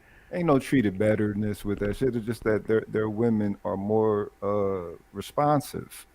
So that's just all it is. I don't mean that you're received in the society or anything, but they women can't deny themselves. So you Them know, chicks are a lot more grateful, and niggas go over there trying to lord themselves over these women and act like they are King Don Juan, right? The reality is, and like again, this is what I keep saying. Like these niggas are prosperity preachers when it comes to the passport. They act like the passport is the Man. golden ticket Willy Wonka was giving out oh to the coochie shit. factory, right? Like, so you had the chocolate factory on one side, but behind the chocolate factory was the coochie factory. So all these grown ass men is running with their passports, heading down to Thailand, heading down to Brazil. And when they land, they think that they can just kind of wave the passport in the air, and women is just like, "Oh, you want sex? I give you boom boom." And the reality is it's just not there. And I don't. Again, I do not have a problem with these dudes going down there and spending their hard-earned money to lord it over a bitch who makes maximum $7,000 a year. You know what I'm saying? To go get it in. I don't have a problem with that. But don't get on a platform and tell everybody that if you just go down there with a passport, that's enough, because it's not. Well, I mean, they should be honest enough to say we're dealing with hoes. You know what I'm talking about? At least that. No judgment outside of that. We're dealing with hoes. All right, well, you know what I'm saying? You swim at your own risk. But to say that, oh, I'm getting quality connections from these, come on, cuz, Yeah. that's the bullshit. Yeah. Rael. What's going on, man? He says 77 countries prostitution legal, and 11 countries where it's limited but still allowed. Selling ass only ever made women look bad, not men. Yeah, okay. So the thing is, pussy gonna sell. You know what I'm saying? But if that's the type of situation it is, them niggas need to own up to that shit. Cause if it's that, then it's that. You know what I'm saying? Just be Uh, pro trick or some shit. Afro Troop TV says y'all dirty macking something fierce. How are we I don't. dirty macking? Like, is Never look, not. look, dirty. My understanding of dirty macking is to throw salt on someone else so we can look better to the object of desire or the object of or the goal or whatever. Right. I Like don't how the believe EO do that. the pookie. I believe you're using dirty macking in a slightly incorrect context. Yes. But I mean, whatever. And like Donnie said, if you want to spend your hard-earned money on it, then that's cool. No problem with that. Just don't Yeah. pretend. Just don't pretend like it's something else. Niggas will go down there and drop $1,000 and fuck all the top prostitutes they can. Nigga, threesomes, foursomes, Mm, nigga. mm. Doing all the porn star shit, nigga, feeling good, coming back.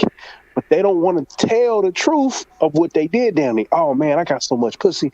I had a foursome. I had 4 bitches sucking my dick at once. Oh man, that's dope. Yeah, where does it? Thailand, man. I went down there with my passport. They was on me. You know what I'm saying? But I what had he's so many not bitches saying on is, me, I passed out. I don't know what happened after that. Yeah, all right, whatever. yeah, nigga, he's not saying, well, actually, what happened was I went to the ATM first, and then I went to this special spot on the corner at Sukhumvit 5. No, nigga, you need to tell all that. Tell all that, right? You Uh, know what I'm saying? Don't just tell the part about how they was on you and they was loving you. No, no, no. Tell the part about how you went down there and got them flat ass bitches to suck your dick for, I don't know, 20 baht. 2,000 baht. You know, 20, I don't 2000. There's some clean water. That what y'all saying? know, a Like, bottle of water. 20,000 baht. You pay Nigga. now. hey, She sucked the Chang beer off my dick. Oh, nigga, come on, man. But hey, shout out to Thailand for them. The real massage, the actual professional massage, they do their damn thing. You know what I'm talking about? The professionals, them chicks is good. Rael, hold on. So put Rael's photo up there or he his made a comment. comment. Yeah. Okay, So he's let me read it. Oh well, you can read it. no, go for it. Go for it. He said niggas take hoes out, buy drinks in clubs, get their nails and hair done, pay their light and phone bills, and get no ass, but got something to say about a nigga skipping the BS and getting the draws for $ emoji emoji emoji. Um, I So mean that seems like that's tricking without a purpose. Like that like the Go ahead, man. That's the common excuse dudes give you for paying for pussy. And again, if you want to pay for pussy, by all means, go for it. Just don't lie about it, right? Right. But that's the common excuse these dudes give you for pussy. But if we just gonna look at it from a purely economic level, how much do you think a flight to Thailand costs? No clue. So Castro just went there, right? Castro's my boy. Castro's got a channel. He's actually dropping videos on the channel. He's there currently. He bought a ticket straight directly to Thailand from LA. I think that cost him for it $482, right? So let's just round it off, $500 both ways. Okay. So you spend $1,000 to get there. It's Thailand, so it's going to take you 28 hours to get there. So you want to spend a minimum of a week there. So now you spend $1,000, a minimum of a week there. Hotel, lodging, all that's pretty cheap. But let's just go ahead and give you like a lowball price of another $500. So ideally, you spent $1,500 just to go spend $60 on a bitch to fuck her. Does that seem economically sound to you? Shit. I mean, if you really, does it seem economically sound? Because as far as I know, there's escort services here in the States. You could probably get away with paying a bitch $100, $120 if that's really where you want to go with it. But don't run around and say that you're gonna do the passport thing and travel to see the world when really you're just on sex tourism trips, right? So there's that aspect of it. Then you have the other element of it, which is niggas complain about doing shit that they was gonna do anyway with a woman. So if you go out and you go kick it with your boy, right? So me, Kev, and Rogush go out and we go to the bar and it's the three of us. I'm gonna buy a round of drinks. So I bought 2 drinks for somebody outside of myself, right? For y'all to drink because we kicking it, right? That's not me tricking on y'all, is it? No, that's I should hope not, because That's- I have my building with dignity and brotherhood. standards, sir. I would think that like that was just a nice gesture, Just I didn't know you was expecting something in return, so Right. So we done went out, we done had drinks, we done kicked to everybody, done bought rounds, and then we go our separate ways, right? So nobody's gonna consider that tricking. But if you do that with a woman, now all of a sudden, well, you spending money on it. You do no, nigga. I was gonna do that anyway. As long as you're not going out of the way for a chick, then that's not tricking, right? So if you normally spend your Friday nights, you like, listen, I'm gonna get something to eat. Maybe I'll pay for the bra, maybe I won't. You know what I'm saying? Either way, you're going out anyway. Now, if you go out and you take your ass to Roof Chris and use the Applebee's and Fridays type of nigga, now we've entered the realm to where you're at the tricking line. right. let me tell y'all something. Tricking has evolved. Let me tell y'all something. The woman I'm married to right now, you know how many times I've gotten her hair, her nails done before we got married? And people probably won't believe me when I say this. 0. I maybe bought a few dinners, taking her out on a few dates, but that was it, man. It wasn't all. I mean, and then people probably, man, yeah, you cheap bastard. You ain't like, no, fuck you. We have a relationship built on love. Relationship built on love. like, people act like that shit doesn't exist anymore, but it actually does. It does exist. I bought her a few drinks and everything, not to juice her up because, she liked me anyway. But it wasn't like it was like I was trying to empty my bank account every time I got around her. She was just that kind of woman, I got you sometimes, you got me sometimes. It was mutual. And that's what we built upon. I'm not the ballerific kind of guy anyway, you know what I'm saying? It was like that for us. And I hope that many of you will find someone like Donnie's already married, and Roguish, his claim is he's found cosmic love, and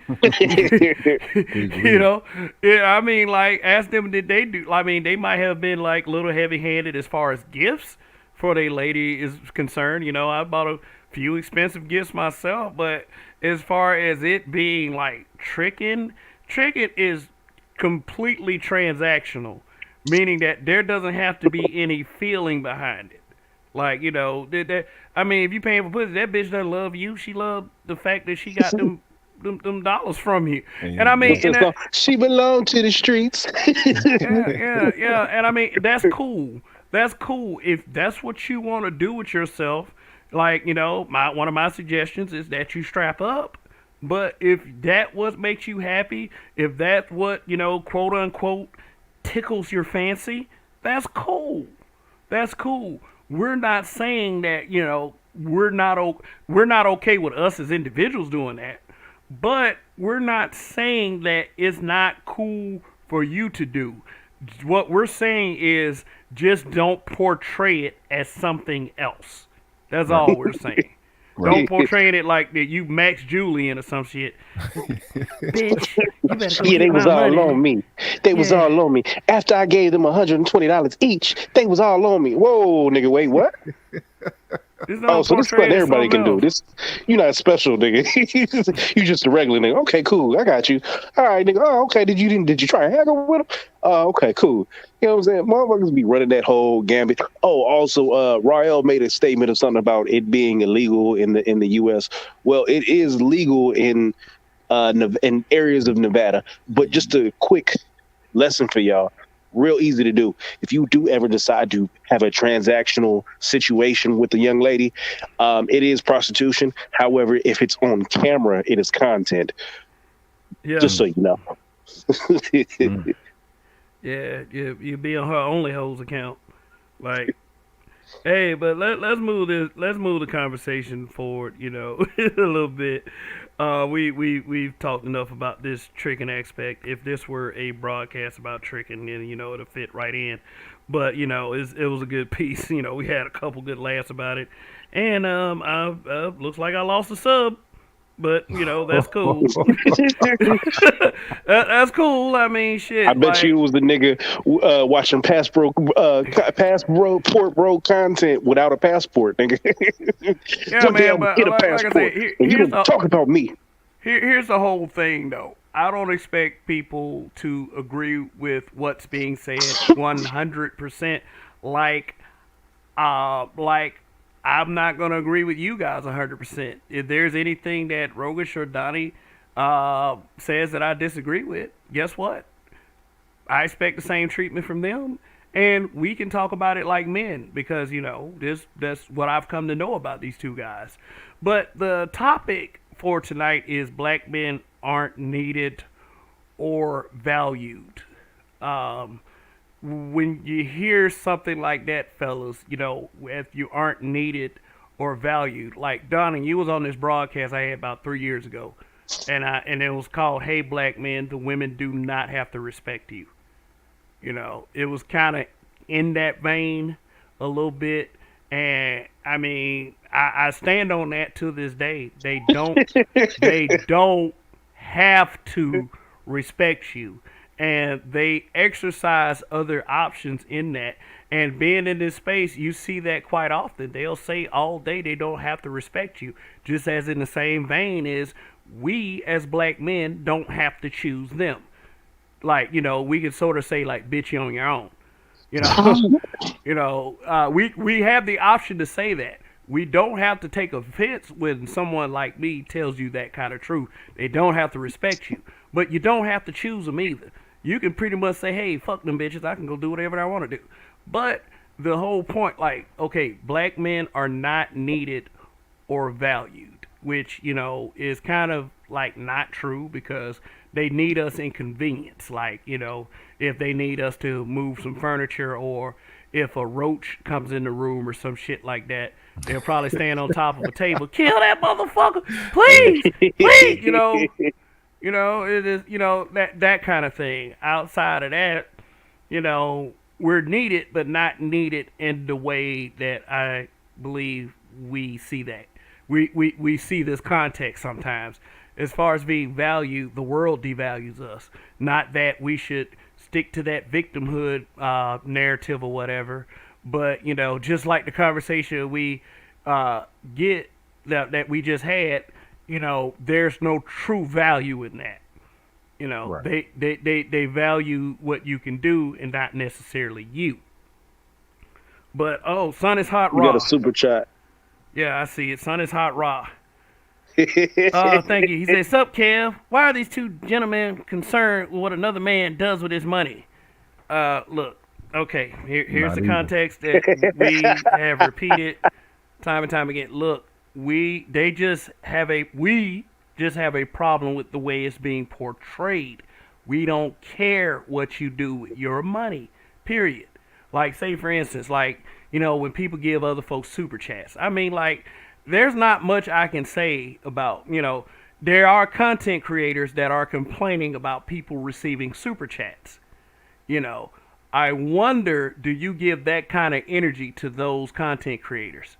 But the thing is, though, don't be like, the thing is, we're saying is don't be full of it. Just tell the truth. That's all. And I Donnie, just want honesty in labeling. yeah, That's all I yeah, want. yeah, honesty. And Donnie, like he said, he was on the Passport Bros channel last night, and he was like, "Why do we never talk about the scams these women pull in other countries?" And that's yes, that was the Right. question. and And and and let me just be very clear. I've seen it firsthand. I've seen a bunch of these chicks pull off scams. I've talked to the chicks who've done the scams, and they told me all the shit they do. And one of the things I never see on these Passport Bro shows is they talk about how to avoid these scams, what to look for, and shit like that. It's always the sunshine and rainbow. So when I ask that, niggas get defensive and they start squirming and doing all this extra shit. And really, it's my belief is because it's prosperity preaching the way that they portray this shit. It's all bright, it's all cool, and they don't tell these dudes and they don't tell the truth about what they're really going out there to do. Which is really going out there to go do sex tourism.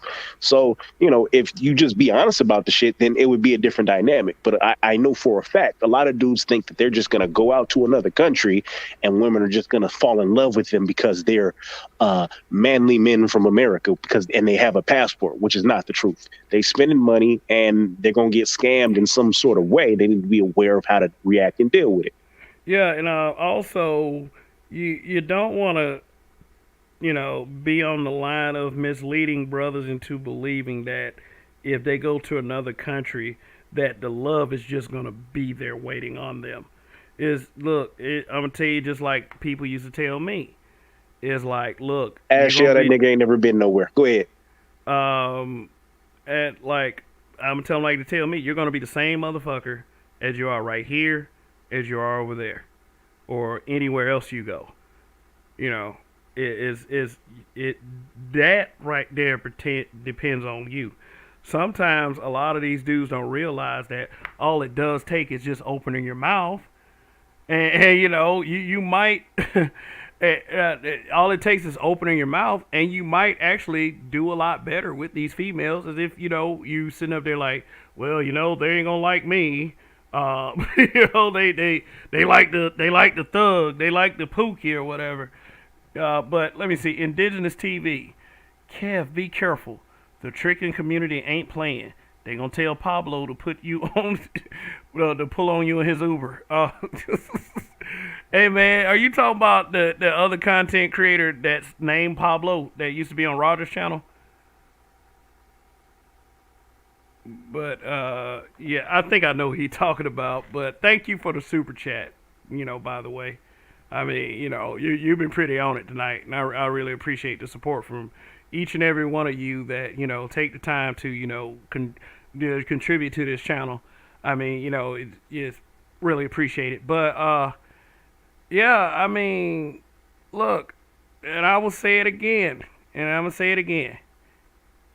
You can trick all you want, just don't make it try to look like Mac Daddy is. And you know what? I used to see guys that would spend their money on these females over here. They'll put it in strip clubs and they'll go to clubs, and then they will pretend like that's not an actual form of tricking, you know. But what are your thoughts on that, guys? The thing is, you don't have to Mac overseas.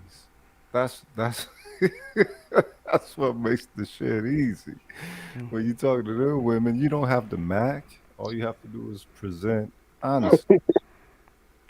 Man, let me tell you something, man.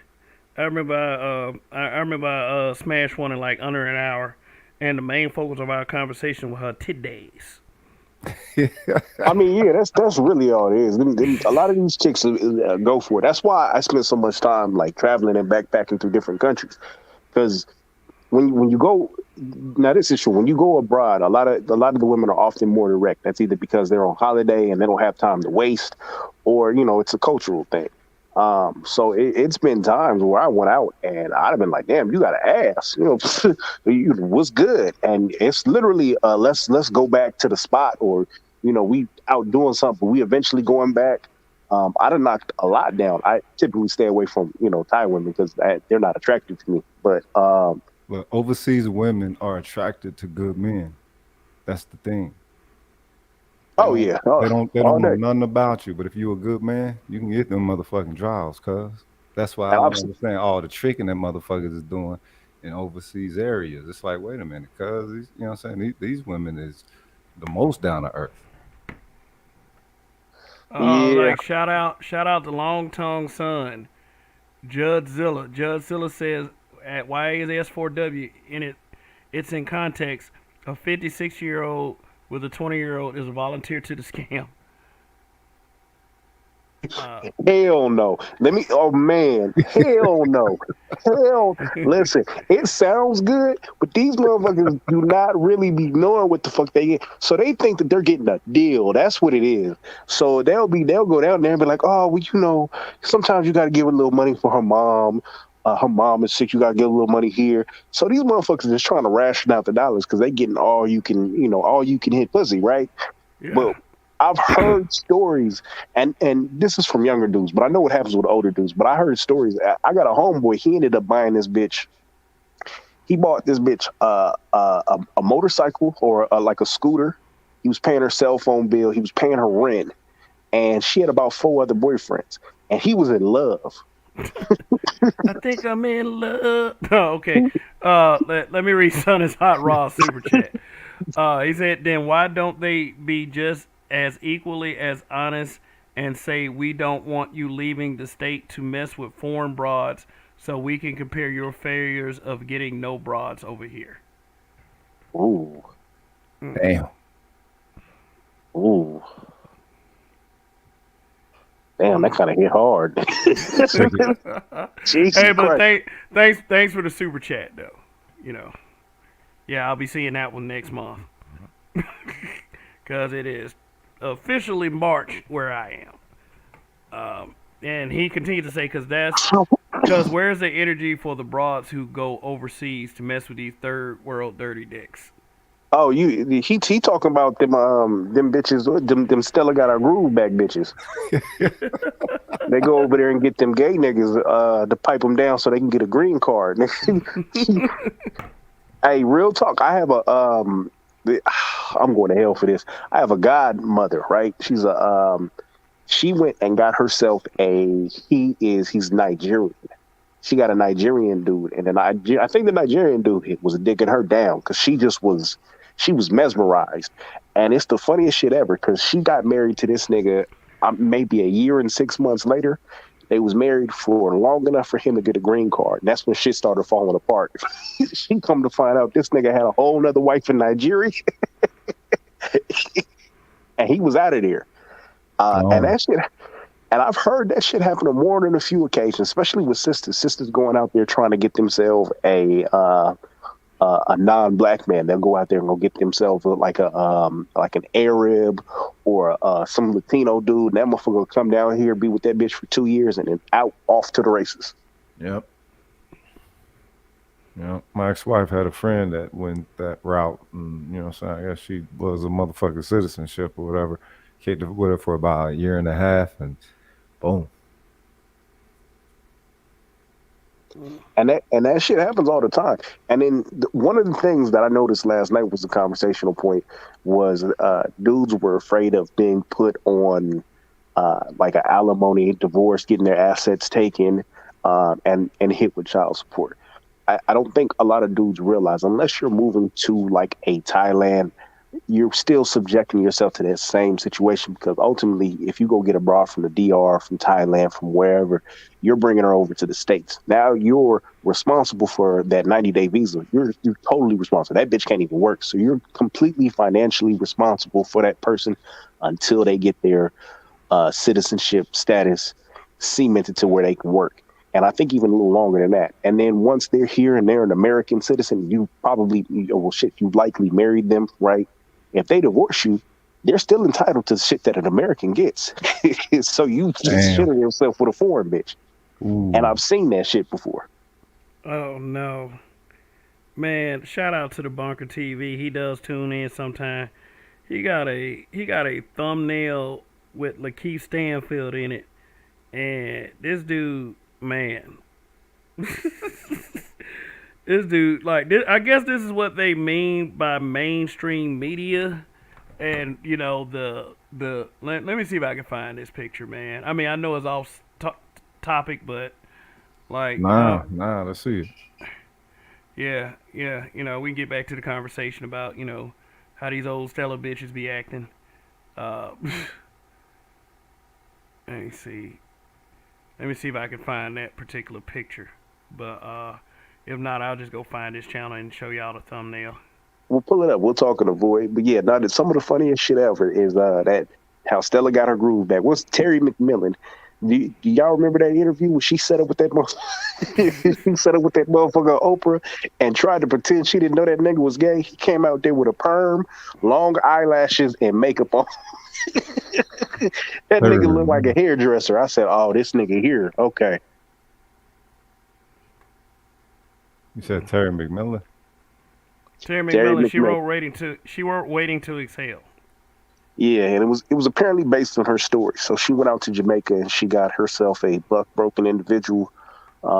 Claims, pretends she didn't know he was gay. He got here. He had been fucking mad. So she took her ass on Oprah and tried to play like she didn't know he was gay. Um, and was trying to get sassy. And this was for the whole world to see. And a lot of that shit happens when these motherfuckers bring these foreign individuals back, especially women. Oh These wow. motherfuckers don't want to deal. Your own men don't want to deal with you, right? We've been raised around you. We've been brought up with you, and black men are like, listen, I can't deal with this shit. What makes you think that you're gonna go to a country where the women don't behave like that in the slightest, right? Or is sometimes even in these countries the ass whooping repercussions, and you gonna get away with it? What the fuck? Oh, cuz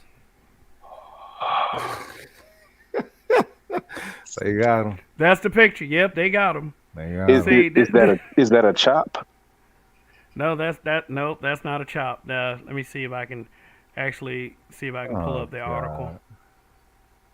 It said Lakeith Stanfield stuns in heels and stockings for replica magazine. Man, why Hollywood? Why, Oh my god. They all God, like this shit pisses me off so bad. what do these niggas think that What the they're fuck, what they man? think they doing? What in the They, actual fuck? what Like are I mean, I like Lakeith Stanfield, like I actually respect him as an actor, but no, dog. No, this ain't it, man. well, I mean, Uh, look, the uh, thing uh. he's showing that Hollywood is still working how Hollywood is. Shit. Oh god. This is disgraceful. They got him, y'all. They got Lakeith Stanfield. A lot of people say that this probably will happen to your boy if he go Hollywood. You know, Oh, Y'all Kevin hear him? Samuels trying to go mainstream, y'all. Like shit, Y'all if this hear is him? what he looking for, he can have that shit. Like, Maybe them is just a new style of sock. look. man, look, The thing is, look. they always force some aspect of femininity upon you. It's like, and the thing is, they don't understand that that's a power move. Folks who go along with this shit, it's like, look, these motherfuckers are utilizing a black male image for a power move for their movement and shit. And it's like motherfuckers don't speak against it because it's like, well, you'll be declared a hater or something. It's like, well, no, we have definition and agency over how we're defined into this world, to the reality of this world. So it's like, nah, cuz get the fuck out of here. That's not the power that you're looking to create unless you're moving on into, what I'm saying, more along the lines where they're taking mainstream. Yeah, and let me tell y'all something right now.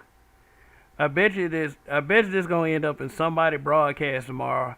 Oh, so y'all niggas want to go mainstream? Look at what happened to old boy. I mean, shit, they will have an incredible point. I like, mean, look, the oh thing is, they man, always put niggas in some type of feminine thing, and it's like, look, y'all ain't understanding what they're doing, or I don't know, I don't know. Is the thing is, the counter to this would be to project yourself as like a world dominator or something. I understand that the world's back in World War III and shit, so it's like, all right, you know what? Motherfuckers need to start thinking like Hitler's or some shit. You know what I'm saying? Like how China's doing. China is actually taking back everything. They're forcing the I'm gonna get this correct off the screen. perspective. I don't think I need to. Uh, They're forcing the correct perspective back into their element of manhood. You know what I'm saying? And it's like every time there's some black character that's doing something, when it's a dude, they're always trying to push that upon there. And it's like, well, what's the best way to combat that? To take agency of our identity and let there be the split between those who, what I'm saying, want to sell themselves and their people out to society and those of us who stand on the traditional perspective. It's like the traditional perspective is actually going wrong because the world is digitizing into that weak bullshit. hmm. Yeah. Let me see. Jamil Sowell said, "Kid Cudi, now this." Yeah, man. Remember back in the day, Dennis Rodman. Before he went completely nuts. How Dennis mess? Rodman. Dennis Rodman was running around with dresses and shit, but I wasn't Dennis Rodman molested or some shit. It might have been, So but that nigga was already bug broken. yeah. Also, CeeLo Green did the same thing. He had oh Oh, that Lord, was that terrible. that nigga's always been weird. Yeah, that motherfucker was dressed like a C-3PO, like black C-3PO one day. Let's see. Those individuals aren't shocking to me, right? But the one who is shocking me is Lakeith Stanfield because Yeah, he just submitted himself as a serious black actor. Like that was Yeah. like that man. The next biopic that came out, it was gonna be Lakeith Stanfield in there. Now, let's go ahead and get Don David John Denzel's son, whatever his name is. What's his name? John David Washington. There you go, John David Washington. Let's get that nigga in there. But Lakeith Stanfield, go ahead and just stay on it, like Atlanta player, and just stay in that lane. So wait a minute. John David ain't done nothing super suspect, has he? His father is Denzel. He ain't finna let that shit fly. I don't even Listen, son, you don't want to be you don't want to be exiled from my household, Hey, right? you know what though? Hey, you know what though? They did get Denzel in some kind of way though. Yeah, they shot him in Yeah, his they shot ass. him in the ass. Yeah, Yeah, yeah, because like Who shot him if in the ass? no Training Day. training there. No, Uh, they said that it's like if if you remember the tinfoil hat days on YouTube, the conspiracy theory days, like with YouTube really started cracking down on it to protect a certain group. Um, I used to watch content creators all the time say that there are three things that they'll do to a black man in Hollywood as kind of some kind of rite of passage. They either put him in a dress, shoot him in the ass, or have him portray a gay man. Is you're never gonna have that full man male image. Fucking with Hollywood, especially as a heterosexual black man, because so they always try to find a way to break you. who aside from Denzel has been shot in the ass? Hmm. I don't know. I don't know. I'm sure somewhere, some kind of way it happened, but I don't know. They might have threw the shot in the ass thing. They might have threw that in somehow. But definitely like Will Smith. I think like the first movie he was ever in, 6 Degrees of Separation, played Yeah, a gay man. compromise. Look, the thing is, they're always looking. Okay, well, black men really don't understand how to see themselves as rulers, as kings and shit, Yeah. right? And it's like that comes with a certain type of audacity. But for you to push that, that usually scares Europeans and shit. Motherfuckers like to align themselves with this system. And it's like, well, if we push that one, we would have to be the one that powered that one. You know what I'm talking about? We would Yeah. have to be the one that powers an audacity into that of a rulership, if you will. Because obviously these motherfuckers are sending pot shots every what, three 3 months, 3 years, or some shit. It's always a little something that they're going to put out there that tries to lessen the black man's manhood, and that shit needs to start being attacked. Now, that's not the more favorable route for a lot of folks because a lot of people don't want, saying, that hate or whatever. But it's like, well, at what point do we have the agency again to stand for ourselves and not have the image that Hollywood put out there be the main image that they receive of black men? You know what I'm saying? Well, there, there's an industry standard, and we was talking about this earlier, Kev. When we was talking about like Spawn and Blade and the dynamic that they have with these movies. Going forward, you can have two black people in a movie. Maybe it's a superhero movie, maybe it's a movie that's action based or something like that, where you have a strong black male lead. You gotta have a strong gay black male lead in there, in that motherfucker as well. Like we were talking about Blade. I have a strong suspicion that they're gonna make Blade a bisexual person Yeah. they I better mean, fucking because not, they always cuz. have to. They have to. They so you have Blade, right? And then, Whistler was in the first movie, right? When you had Whistler in the first movie, he was a white man that was teaching Blade how to be a badass. You had the white Jesus type savior situation going on there. Now, in this new iteration, you have two black men trained, lethal weapon that take down, Yep. Gordon. maybe a government white supremacy in some sort of way. Okay. But yeah, you have two black main characters. One of these motherfuckers got to be gay or bisexual. I wouldn't be surprised if Blade got a man poking him at some point in that movie.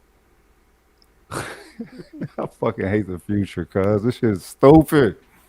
God damn, this shit is stupid. yeah, it is. It's kind of stupid. Yeah. Man, look, I'm looking at some right now. Uh, I mean, and I don't mean the pussy police or anything, but there's this YouTuber named Roadrunner89 Investment Network. He says interracial relationships, why white men are choosing black women more often. If you look at that comment section, it ain't nothing but black women in that comment section. It's, oh my god, like it's like yeah, it's the swirl is real. And Man. and and let me read one of these comments from a black woman. She said, "I like the way you explain that you can have a preference and not hate the women who look like you at the same time. Black men can learn a valuable lesson from you." Yeah, so this is the female version of the passport bros, if anything, right? They're not talking about getting a passport, getting up out of here. But this is them divesting, and when I say die, I'm putting emphasis on die. Y'all heard the story about what was she, 26, 29 year old chick with three kids. She went over to the white man's house and died, and they considered it natural causes. Oh shit. This was You know what? I remember that. She was an African shit, right? I don't know if she was African. She was a ratchet. She was a ratchet for sure. But She was they dark skinned, right? She was a beautiful dark skinned chick. died of natural causes. So the shit about that is they they It's are for paying for this shit, but they still are swinging the fence for this. Why? What is the point? Y'all are taking L's like a motherfucker doing this goofy shit. Well, the thing I is know what they you're want to talking about. deny the nature of the motherfucking beast, cuz, you know what I'm talking about? This is the whole issue. The fact that the narrative that they judge us by is not their own. They judge us like they're some pilgrims. And some brothers get locked into judging them like pilgrim, like that 1 to 10 bullshit. That's what a pilgrim do.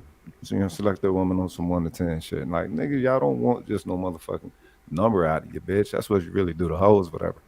But not wives, motherfucker. And Another funny thing is have y'all noticed how they're doing this in the movies? They keep putting in black women in specific roles, and then let them get popped by a white man. Well, Scandal, that bitch used to get choke fucked in the White House, cuz that was their favorite show. Show up to get drunk to the motherfucker. So Oh, but Donnie. Yeah, Donnie, I heard. Yeah. I'm looking at the story right now. You talking about this? Her name was Asia Maynard. It says she was a mother of 4. yeah, shit's tragic. Wow. And Sick. the Kansas City Police Department refuses to investigate. Died of look, natural at causes some at given point, if 29. you really want justice, you got to be the creator of that shit, cuz that's the earthling right. You can't wait on the police to do everything, because obviously black people ain't their most favorite motherfuckers to do right for. So It, eventually, it's an in unfortunate case, but I want to see what what her tweets look like. I want to see what her Facebook posts look like because I like the last chick. I bet you she on Facebook. Niggas ain't shit. I'm a divest. Where the white man at? And sad thing is, that's probably the case. I mean, it wouldn't surprise me at all. Like these divestors, they keep telling these women that the grass is greener on the other side, and more are popping up dead because of this. is anybody else killing them besides pilgrims, or it was Well, whoever they they claim it's with that us. ended up dead with Well, the yeah, motherfucker? Yeah, they you claim let it's them us. talk. You let them talk. Niggas is running around with like it's the purge with black women.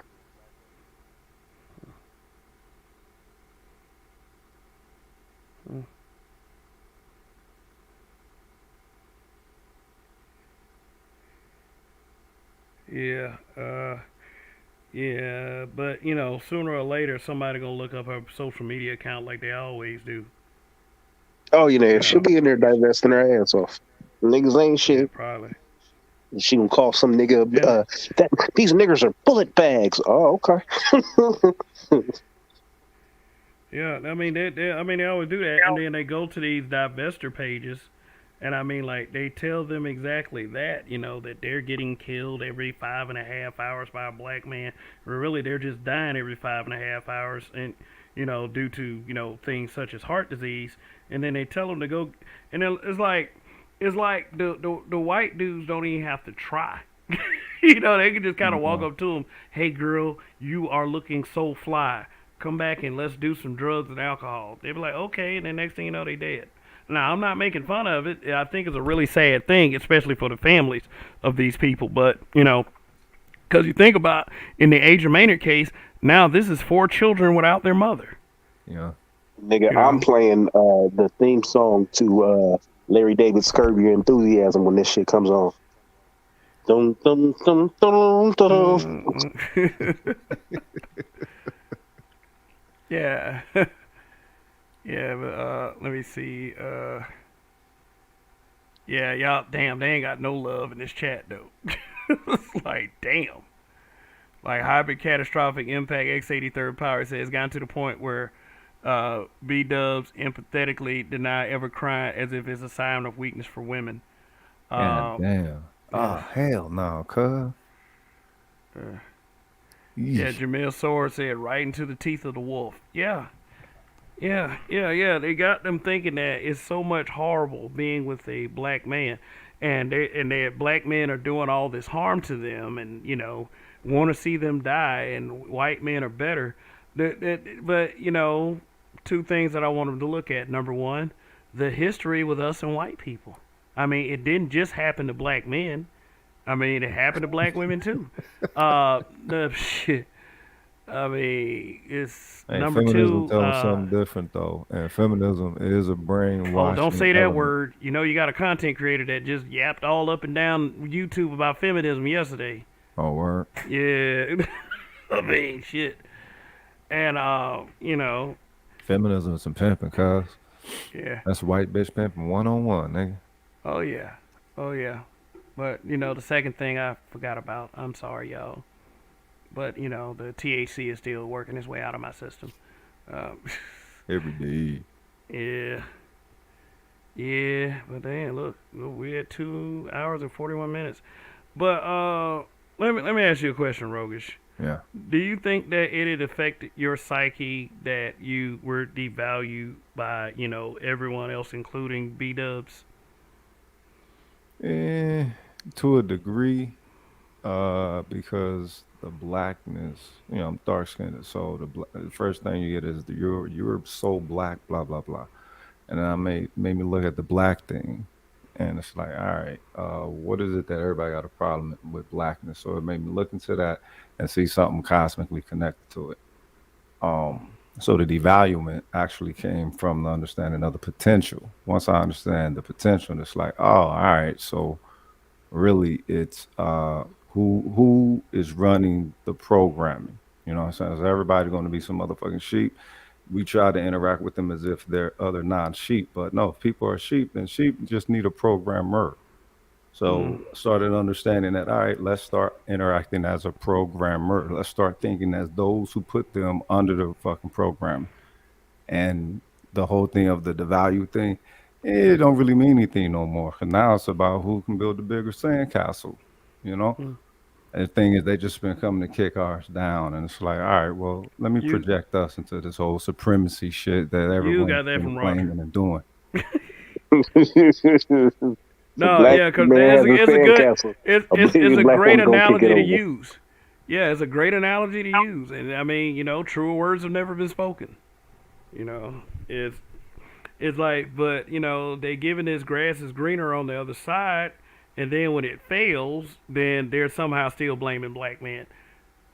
Like I would say to the typical wannabe quote unquote divester, I mean, if you had like 4 or 5 kids already, what's the point of you even saying that shit? You know, Well, the but thing is, they have to have something to hate. And we've always been public enemy number one for everyone to pour their hate upon. mm, yeah. But Donnie, Yo, question. I'm gonna ask you yeah. the same question that I asked Rogish.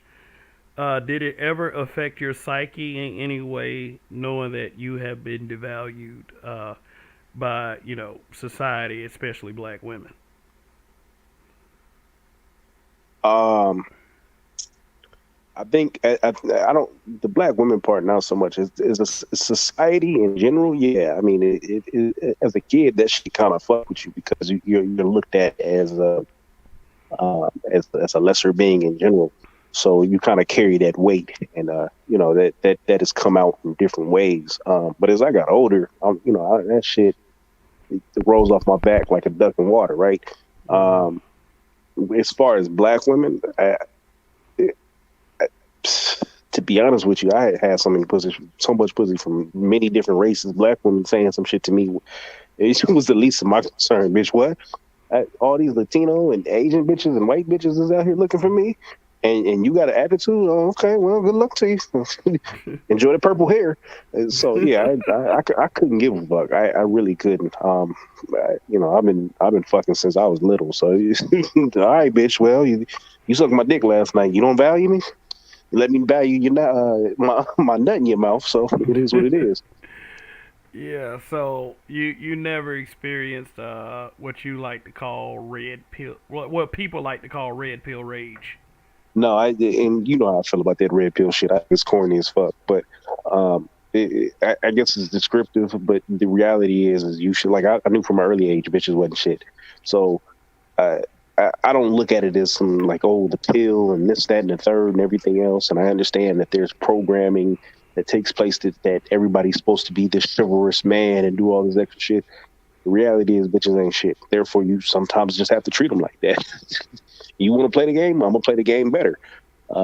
I don't subscribe to the pill narratives and whatnot, but I've always understood that you, you get what you want, and taking L's is not a way to do it.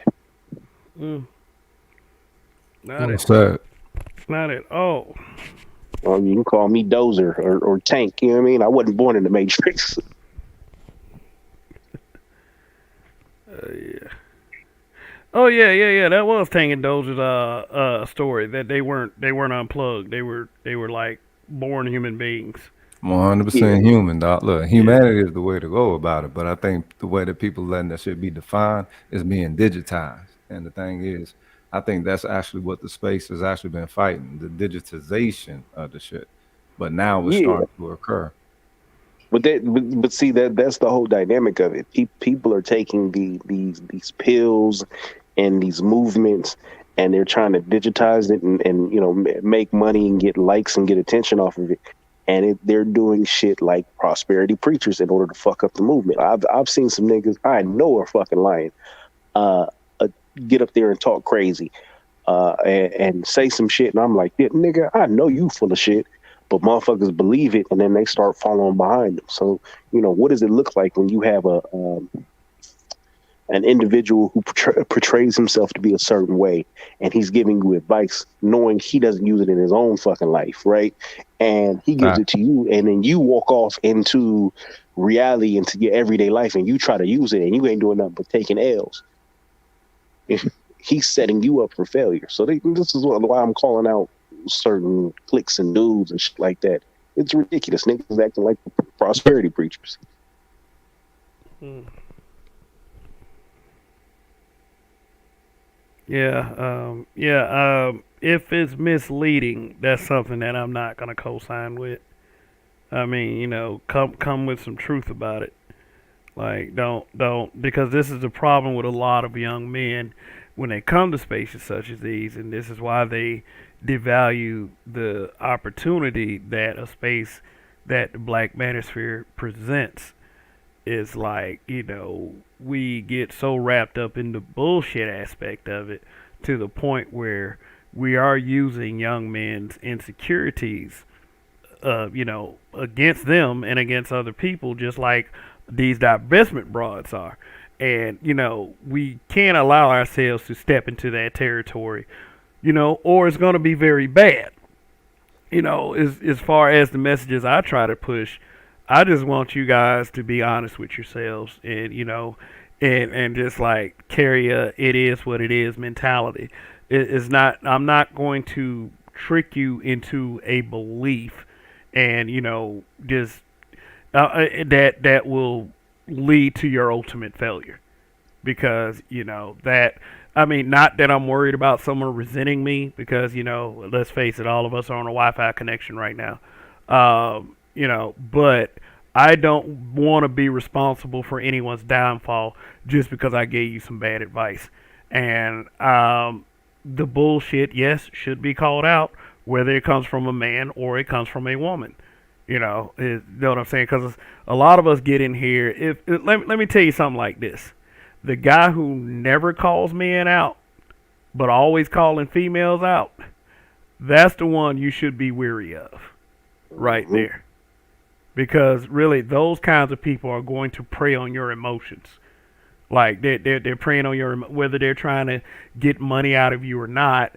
Like, just be weary of those guys. Like, like I listen to people who are more centered. I don't listen to the extremists.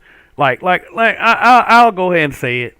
Like, I used to listen to Tommy, and like, this was back a few years ago. And although Tommy's messages were pretty extreme, I didn't believe that was something that I should go around saying. You know. But I do realize that he energized a lot of people into that kind of hateful nonsense. Like, even though in a lot of instances, yes, he was telling the truth about these broads. That a lot of these broads ain't shit. But having rhetoric like that, strong rhetoric like that all the time, it could mislead someone into doing something stupid. And The problem is he had a lot of younger dudes catching onto his platform, and they enjoyed it, and they enjoyed it a little too much, and they started really taking this shit to heart.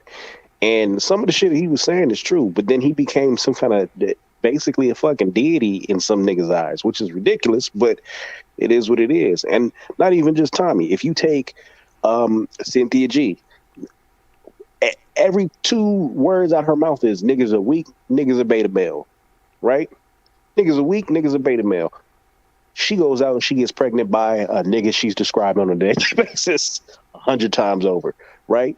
Should women really be listening to them, right? There's a nigga that we know, we'll just call him Rico, if you get what I'm saying, Kev. This nigga is out here giving financial advice to motherfuckers. He's broke. He sit at home. He collect a check. You know what I'm saying?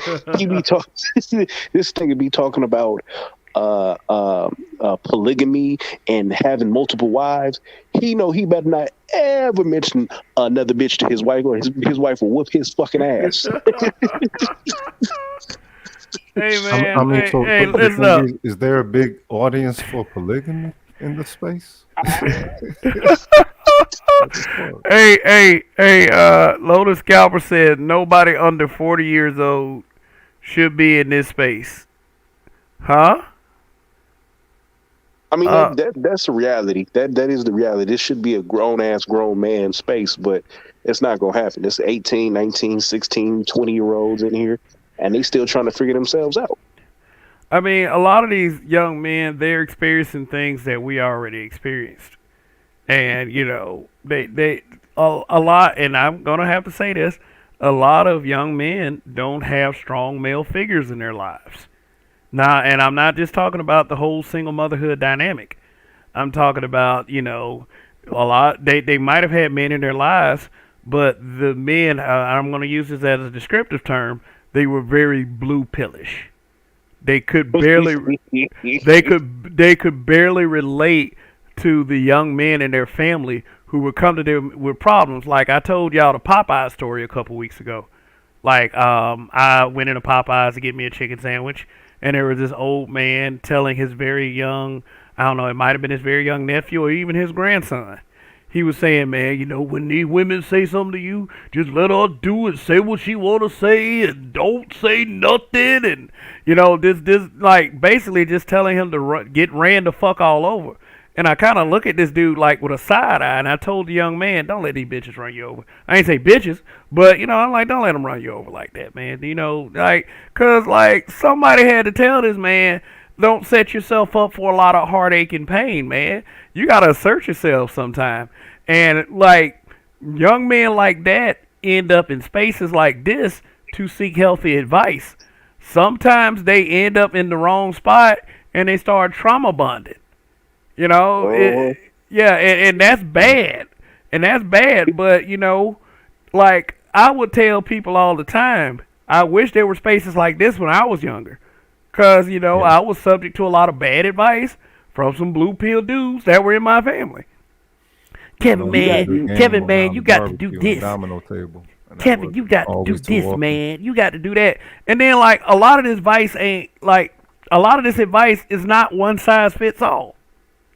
I learned that shit the hard way. So if there is a young man that can benefit from the space itself, you know, with granted they run into the guys that give them good advice, then I say the space, you know, kind of serving its purpose. You know, as long as they don't run into the dudes that's Right. like, you know, that there's like just always blaming black women. You know, it's okay if you can go somewhere else outside of black women to find love and everything, but to let the, you know, just like with the divestors who always getting they're always getting gassed up and shit, to gas them up on the premise of hatred, you know, and disdain for the opposite sex, that's kind of wrong. And one way I would say this is just tell these young men the truth. Like, because as much as you say, like, you know, fuck these bitches, saying something like, don't do anything to these women, not I'm saying don't do, like, do, that sounds like violence could be a part of it. But don't say nothing and just let them get away with treating you like shit. That right there could cause the same kind of hatred. Because, like, yeah, it's like there's more than one way to skin a cat. There's more than one way to skin a cat. It's like, and we as a thinking group of men, especially, we've had many conversations like this, myself, Roger, and Donnie. You know, we want to give these men the belief that they can be more than what these old niggas be there telling them to be. You know, I mean, and you know, when I say old nigga, I'm probably, based on the context of this space, I'm probably in that category myself. You know. So, just like you were saying, we have to promote in the space as a whole, right? Because at this point, we're manosphere, right? So, in the manosphere, what has to be promoted is a constant circle or group of men that are level-headed, and you can have a variance and difference of opinions, but you've got to have some balance there, right? I've been on platforms with niggas. I've heard niggas on platforms, and there's some niggas on there crying about what their ex-wife did. It's motherfuckers in here giving niggas advice, and they live with their mama. Like, I mean, you think about it like this: if you had a 19, 20-year-old nephew or a son, and you passed away, and your son was coming into this space, do you really want your son getting advice from Rico on life decisions? No. Right. Then that leads us to talking about the council again. The council, the council, but motherfuckers ain't trying to make one. I mean, Yeah, yeah, Rogish. Yeah. Toya must have gave you my message. Yeah, I said that you are absolutely correct about having a council within this space that will keep certain behaviors in check. So, like, if somebody do screw up, then we can easily disassociate it from the space itself. right, Which because we will be able to hold an integrity. The thing is, the space is supposed to be something you can continuously come to learn from. But yeah. if the scholarship within it, if you will, is motherfucking poison due to lack of integrity, then what makes it different from anywhere else? What makes it different from motherfucking World Star or whatever? I mean, that's real shit. That's real shit. But there's a lot of dudes on YouTube that you can learn, and you can learn some real good game from, especially in the manosphere. Yeah. And then there's some dudes in the manosphere who maybe they don't have bad intentions, but they say some silly shit. Um, just again, this was back to my conversation about the passport bros. Motherfuckers will come up there portraying one thing and they're doing something else. You need to be clear because a lot of young dudes can't decipher the difference. and, Prosperity preaching. yeah, and then like we want them to listen to black men, and we want them to heed our advice and heed our words. But if we're messing that up for them, like I said, it could have a far worse result. Like Yeah. when you are an influencer, and I say influencer in the most literal of sense, you have to be responsible. You know, I So rather I rather not become a zealot. I would say that. I, okay, perfect. You just left off something that I was going to troll on. You rather not become a zealot. All right, but how do you promote those who should be the council of the space to actually do so? Because the thing is, the space is spoke of as if it is a solidified space, right? Even though it's not, and it's growing well out of the control of everyone, especially those who are, I guess, original plank owners or foundationers and all that other shit, right? Well, the thing is, there's complaining about again the integrity of the space. So how do you inspire those to, or can one be created guerrilla style, and so it grow to the point to where it just is, as opposed to one being appointed.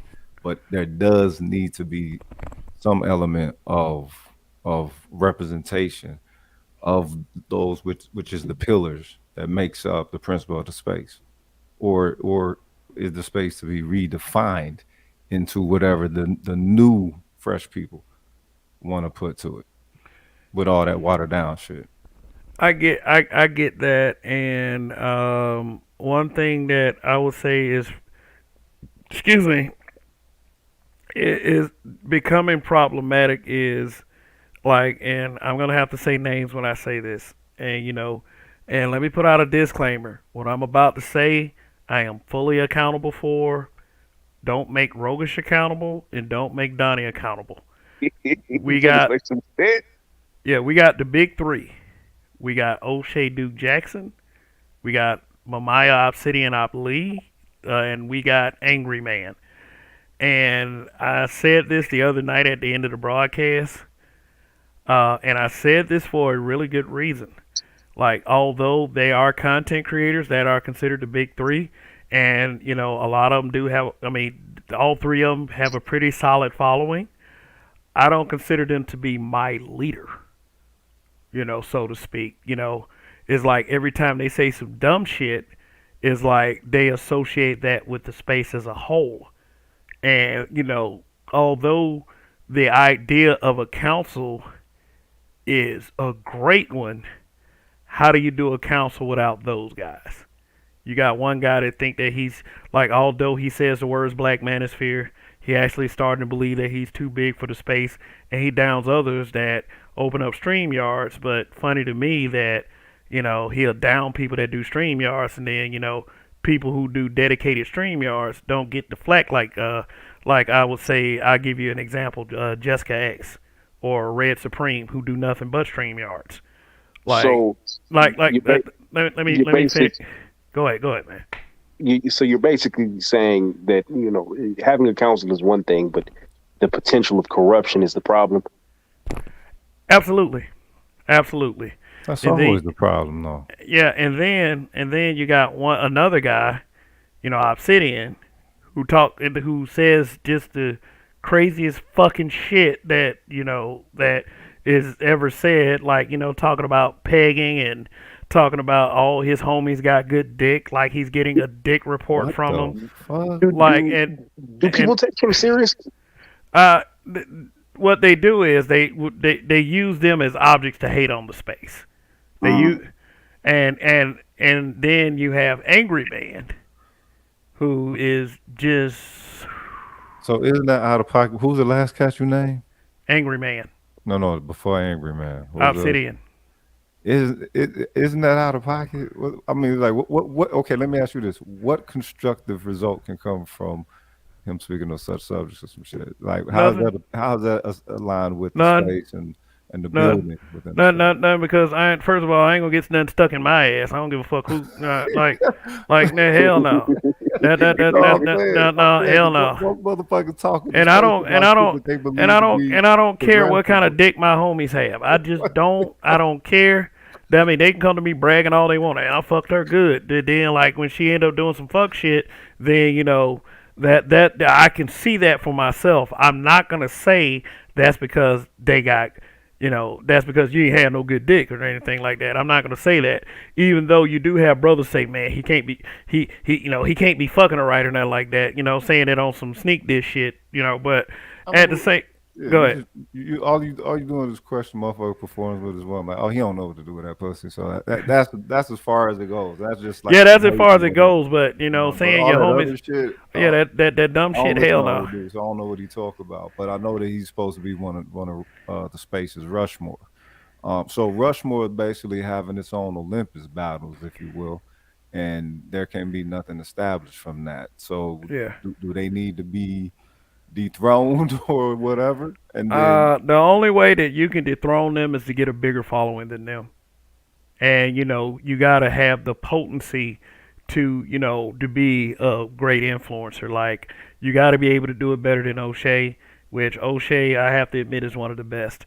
Obsidian, you know, it wouldn't be hard so much, but he established the space is what it is. Angry Man is for an acquired taste. You know, I do believe that Angry Man wants to be at the top of the food chain, and you know, Angry Man he has a pretty big following himself, and it's pretty safe to say that he's been around since 1.0, I think. But yeah.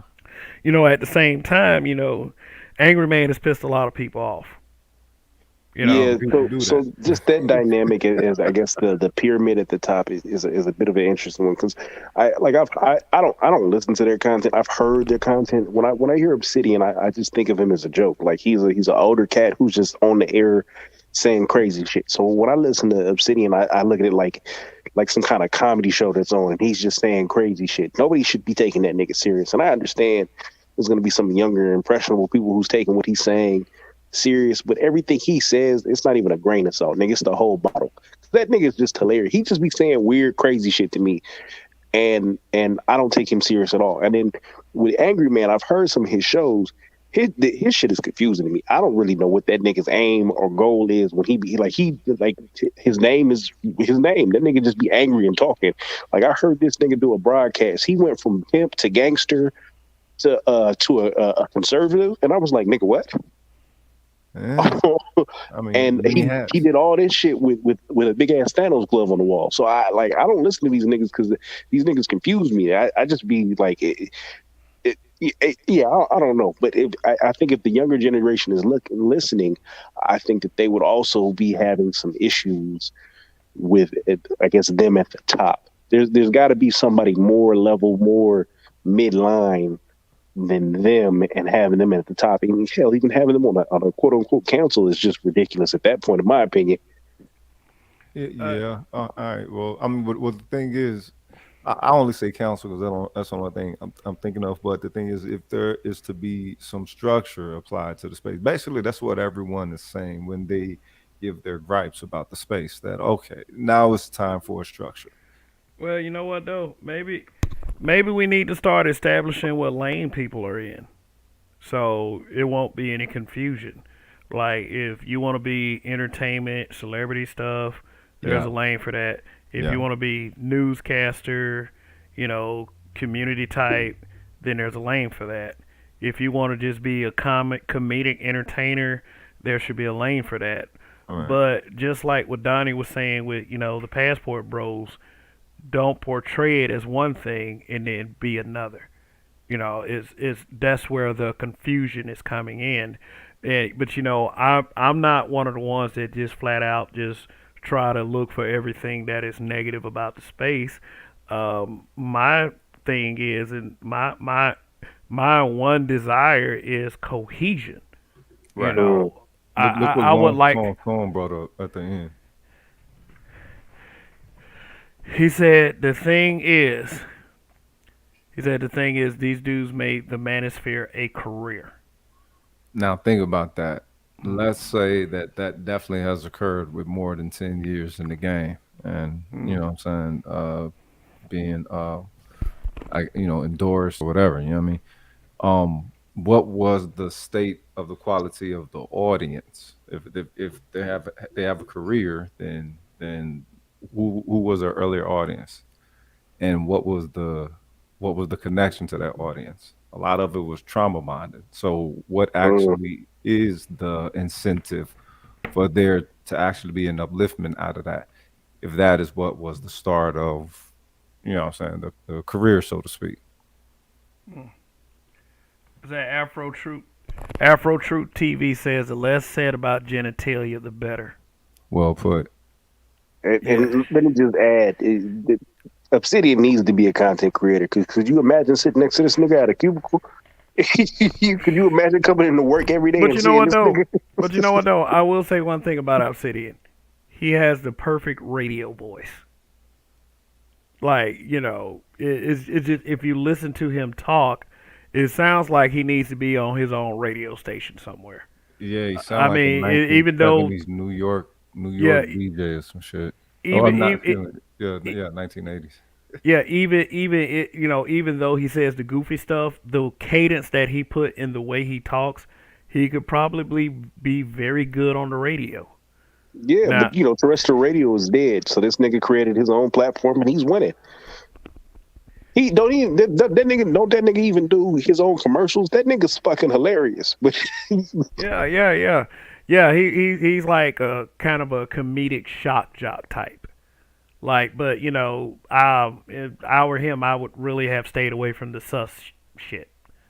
Like, all my homies got good dick. That's kind of going very far. yeah, The he's an whole old nigga. He's that Amish generation and shit. That low key Howard Stern. Them niggas saying slick shit. yeah. Yeah, and is the Saint Kevin thing. Like I just think that's just a part of his comedic spiel. you know? So the fact that KS is considered to be the main representative of the space, like what No, percentage? he's considered. Let me clarify that for people. He's considered the main representative of the space because he has the highest numbers, and he got over a million subs. Now, if Is somebody else Kevin had, huh? Does Kevin Samuels consider himself actually a part of the space? Because or is he an individual that kind of used the space and low key is kind of done with it? I think it's the latter. I think that he uses the space. I mean, he gives the space his props, its props when it's convenient. Like he will mention Obsidian. I've heard him mention Jessica X, which people had their feelings about Jessica X. He's mentioned a couple people, but as far as being a part of the space, I really believe like he transcended the space itself. Like I don't believe that he is an actual card carrying member of the Black Manosphere. I think he just has friends here. Look at the digital TV. Oh, here we go. That nigga hell. Yeah, that nigga is funny as fuck. He pumped it up the space. Oh, shit, I mean, funny. if you wanna put it that way, but it's like it kind of it that kind of is the case. He used to be on the panels, like he's appear on O'Shea stuff all the time, and he used to appear on Obsidian. I was even on a panel with Obsidian. I stayed on the panel for a short time because that was the night Taz was yelling at everyone, and everyone was kind of yelling at Taz. But yeah, the Kevin Samuels that popped up, and I spoke. I said what I had to say, and I left the space. I'm not the space. I left that broadcast. I could have cared less about what anyone else was saying. But yeah, it's like he's like one of those dudes that kind of built up off the space, but then like he had that one viral moment, and then it was to the moon. Right. Like like yeah, I mean, I guess you could say he's part of the space, kind of, being, building that photo Look gallery with look at mediocre long Tom's tutorials. coming. The thing They is, said, so you saying KS is the Rock during Black History Month? oh, that's funny. Shit, maybe. I'm just saying, man. This like for those of you out there who got I don't know KS derangement syndrome, because I see a lot of that in chats. I wouldn't put KS as the representative of the space. Not at all. I don't believe that he could, depend with his level of popularity at this point. I don't think he can relate to the space. I think he's gonna go mainstream, and one day he might end up like posing in one of them pictures like Lakeith Stanfield. Oh, y'all is hell. Y'all is Like, fucking hell. Hey, that's all no, I'm no, no. saying. The thing is that if Hollywood, okay, now look, how can we say that that might not be a possibility, seeing as what happened when Casco Hollywood, and it's like, look at Lakeith, cuz nigga, that shit hurt. That was almost like seeing Man, let me what's tell you my something. name Chad Boseman do some shit like What do that. you think they promised Lakeith? Do you think they was like, listen, if you go ahead and look like a Great actor. transgender, there you go, we will put you in the color purple, but we gonna make you one of the good niggas. This will take your career to the next level. Totally wrong. When we do that remake, you gonna be the nigga that came with Taraji P. Henson. Yeah, Hey, let me tell you. Let me tell you something. The Harder They Fall, man. That's one of my favorite films, and Lakeith Stanfield was in that film. Like, and I first seen Lakeith Stanfield in Atlanta, and when I seen what he did in Atlanta to some of his other projects, like I said, hey, he's on his way to the top.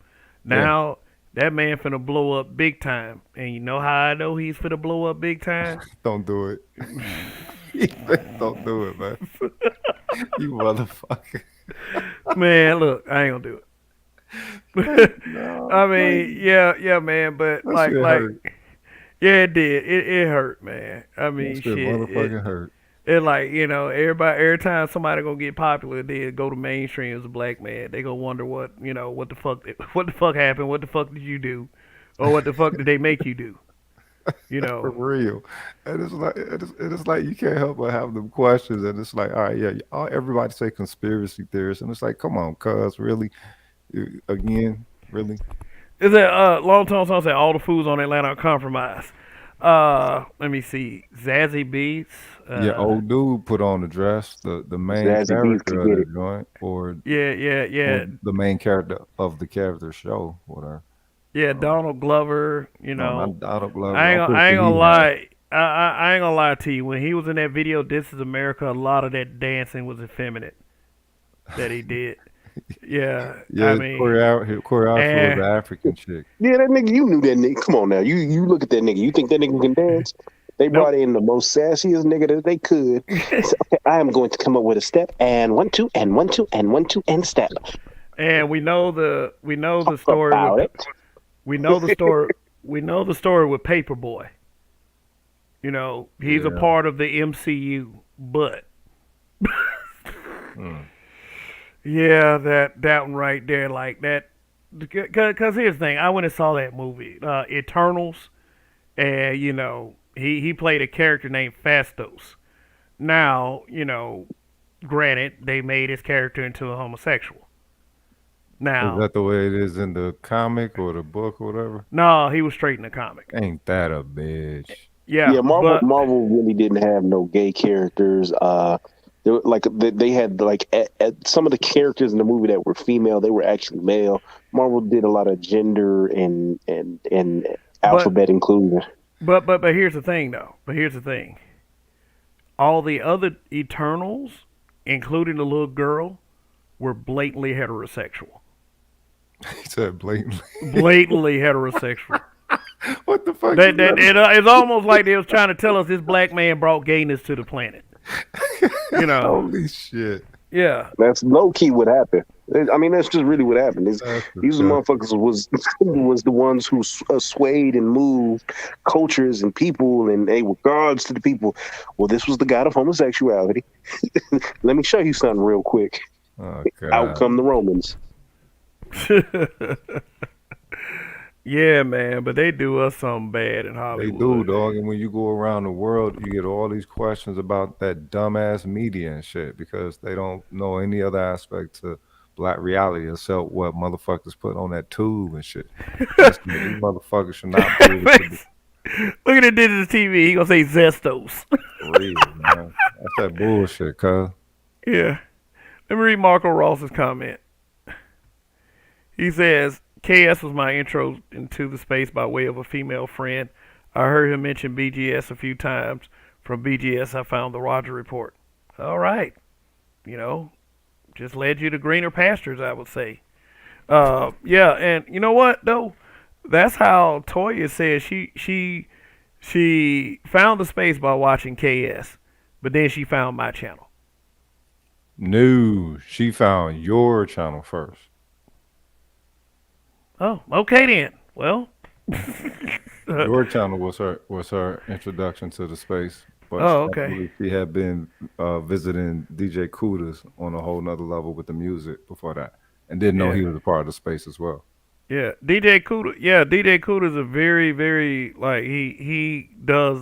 I would say that much about him. He does have a lot of useful info on his channel. Oh You yeah, know. quality content. I don't know why Yeah. the hell that nigga subs as low as the fuck as they are with that type of quality content. I mean, the Well, sounds, the I have my theories on that. oh yeah, he get probably mad hate. Yeah. Yeah. I And this think nigga that. got channel for informing people how to actually enhance their channel. So it's like you would think something like that would blow up.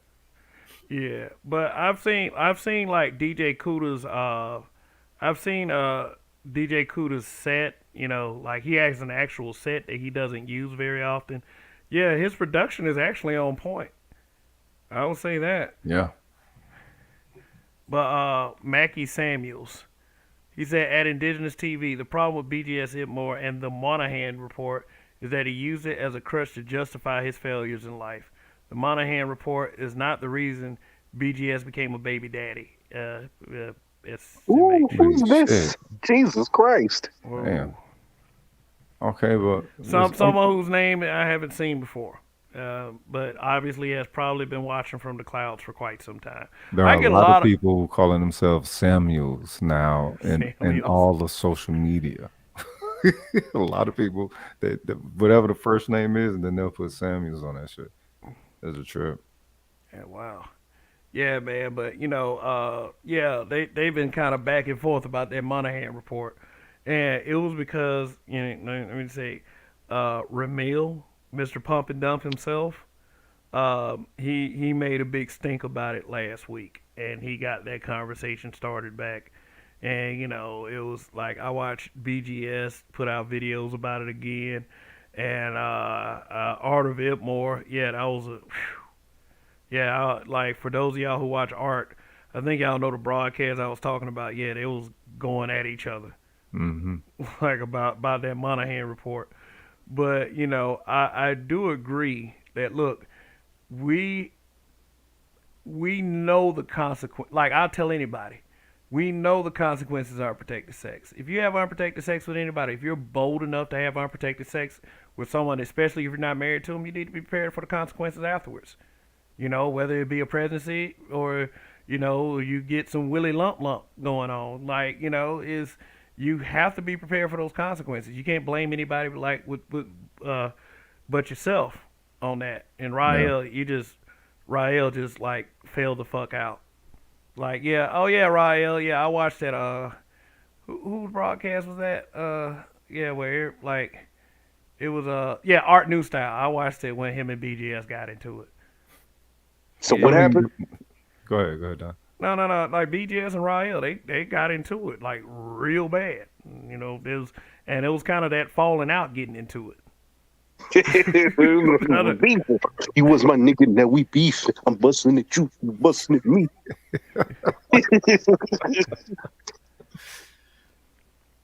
I mean, but Indigenous TV said Bernard said don't bring the Monahan beef over to his channel. Bernard is sick of this shit. Yeah, every time somebody mentions a calm content creator, they mention two names. They mention myself and they mention Bernard Riley. They don't mention No, the whatever you about to Grandmaster say. Troll. Man. I've never No. encountered that cat. I don't know much about him. I Grand listened to that nigga show. I the first thing out my mouth was, "Is this nigga autistic? Why is he?" They was pumping this nigga up for an L like I've never seen before. Why in the fuck? Just yeah. That's a whole mess right there. Yeah, man. I mean, but look, this it's just part of what goes on in the space, and it's what people say is what people say. There's a lot wrong with the space because of stuff like that. But let me see. Red Planet Photography says Tommy has some good points, but it devolves into other stuff. I think you meant But to put these days. indigenous.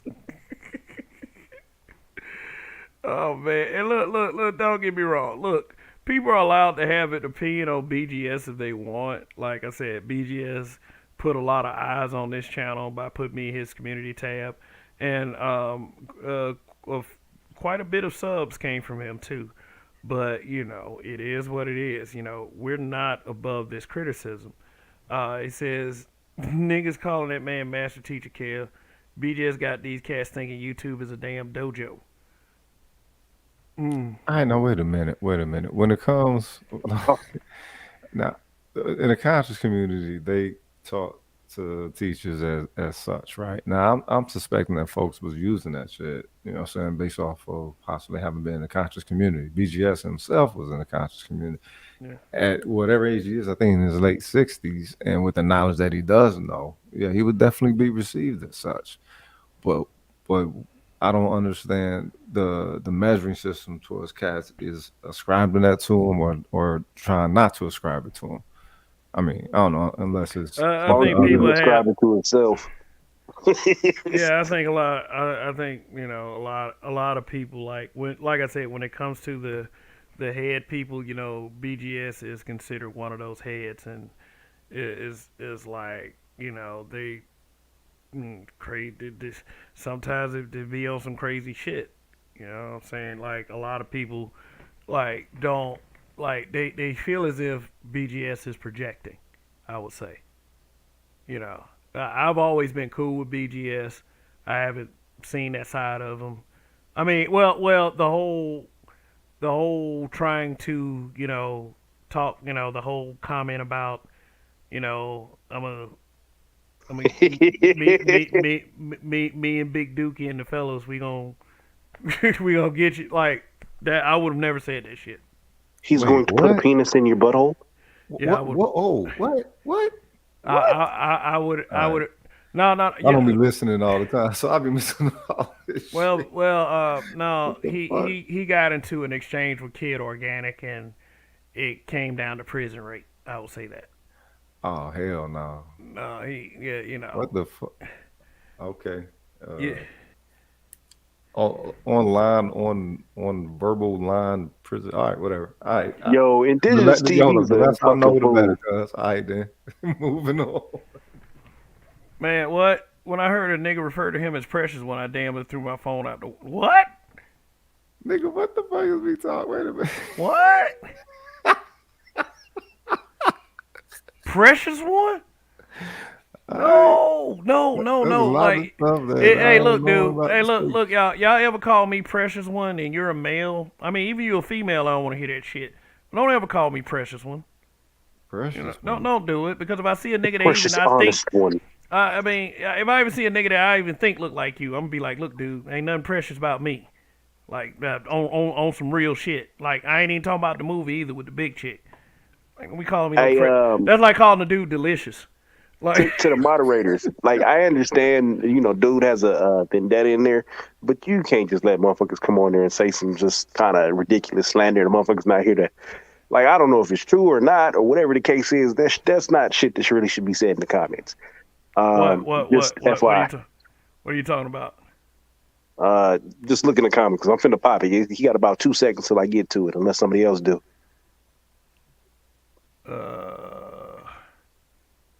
I know you ain't talking about Snuggle 668. Mackie. Oh, Mackie. Oh, his latest one. Oh, the last one. Okay. All right, cool. Okay. He got- Yeah. Kind of chill, dude. Like kind of chill.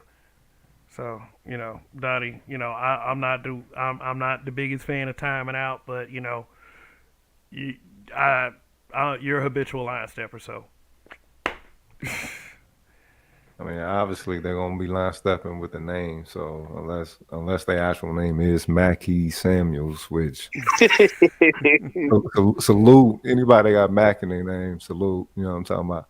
Yeah, because I mean, like, look, They you gonna may still not. get the last name though. Let me put you like this: we may not agree with everything BGS says. I know a lot of y'all Not by have, far. but at the same time, he showed me a lot of respect. Right. So I mean, like, whatever your gripe is with him is not my gripe. I mean, And his information is usually solid. He got a Yeah. hell of a motherfucker ego, but it's like, I mean, shit. I mean, to be honest with you, the shit could be true, right? But it's not. It's not something. Yeah, I don't know. That's just not cool. Like if motherfucker want to at least say that shit, come up on the channel and say that. You know what I mean? Not Yeah. just taking shots from the comments. Right. Yeah. Then like BGS has been on this channel, so I'm not scared of anyone at all. I mean, like, if I said it, that's a different story. If I said it, but let's just use some discretion here. Shannon B, what's going on? Thanks for showing up. Well, yeah. I mean, Yo, and Mackie Samuels, he always up for a debate. Now, if you if you go to his channel and you want the smoke, just get in the chat and he'll bring you up. Nigga said, pack a lunch. You know what I mean? He don't run from shit. He'll call motherfucker out quick. yeah. I mean, like, I'm never against calling out BS. I'm never against that. But like I said, although a lot of people may feel the way they feel about BGS has shown me a lot of respect. That nigga was going hard from the comment section, like Jesus Christ. It wasn't like a little dig, and that nigga was shooting shots, nigga. He thought he was Russia. I wonder what he sounded like. BGS, I know you're watching. Typing all hard and shit. You know what I'm saying? I Yeah, know you're fucking watching. yeah. But listen up, fellas. Uh, hold on. Rael, why y'all been giving niggas special privileges? Y'all never even met before. These niggas ain't gods. Fuck them old ass niggas. They time has come and gone. Real disrespectful talking about the precious one, my nigga. That's the precious one. I mean, but I get Rael saying that because of their exchange. That's kind of a mono and mono thing. You know, it is, that there's some heat there. There's some animosity. So Yeah, because ain't no special privileges. I mean, all I'm doing is tuning into the information, and the information seems sound. Now, as yeah, far as when it comes to the subjective points and some personal perspectives that homie may have on something, we may disagree on that. But I mean, shit, the motherfucker dives into information on a regular, and as far as I'm concerned, that's a resource to partake of. So you don't look at him as the Negro sphere Christ. no, Nah, no, I ain't got one of those. no. But I In do in, look at, I in that do, regard, I'm actually Gnostic. I yeah. In that regard. I mean, I do. I at least do look at these men as human beings, though.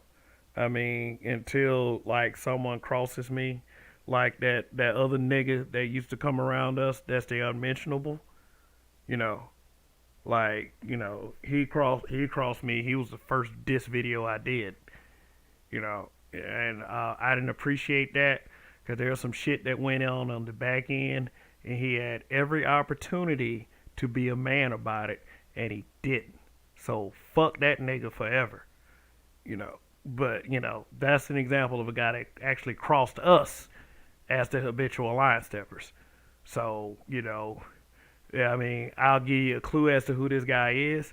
This man has 23K subs and got double digit videos. If I if look if I get 23K subs and if I still make videos that are double digits, I probably would give up YouTube because it's pretty obvious.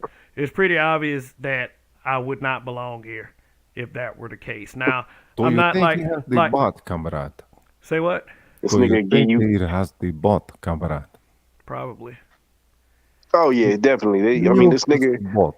This is the nigga I was talking about earlier, who be giving motherfuckers the advice, financial advice, and live at home, live at his parents' house. Like Yeah. this nigga was talking about black people need to do this and do that. When they with real estate, and they need to do this and do that. Now this nigga's giving all this information and giving this advice. Meanwhile, he lives in his parents' house. Now he don't live. Now his parents don't live there, but he's living on a property that his parents own. Right, so Hmm. you you telling motherfuckers how to buy and flip houses and do all this shit, but you ain't got your own damn house. What's going on here, Cap? So yeah, Judge Zilla, what's going on? He's still here. He's the he said he's the 6'4" black manosphere leprechaun. That Ain't that that some shit? see how that okay. Are they talking on? Never mind. I'm not even going there. Hey, Disney TV, does this man sings the blues, Kev? Not him, but that's a fucking dweeb right there. What you wanna do tonight? That's a Yeah. whole nother guy, but Not it. The hey person man, we're we talking been about looks like Rico. yeah from Belly.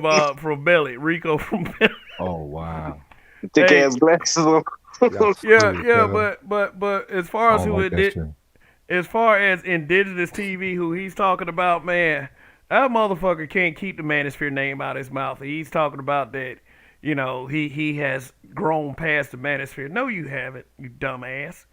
Like, yeah, I mean, you know, like, and that's all I'll say about that. Uh, Let's see, Shannon B. He said, "Well, Kevin Samuels and BGS could say." I lick pink space aliens on Sundays, and the audience will literally try to defend that as content strategy or business move.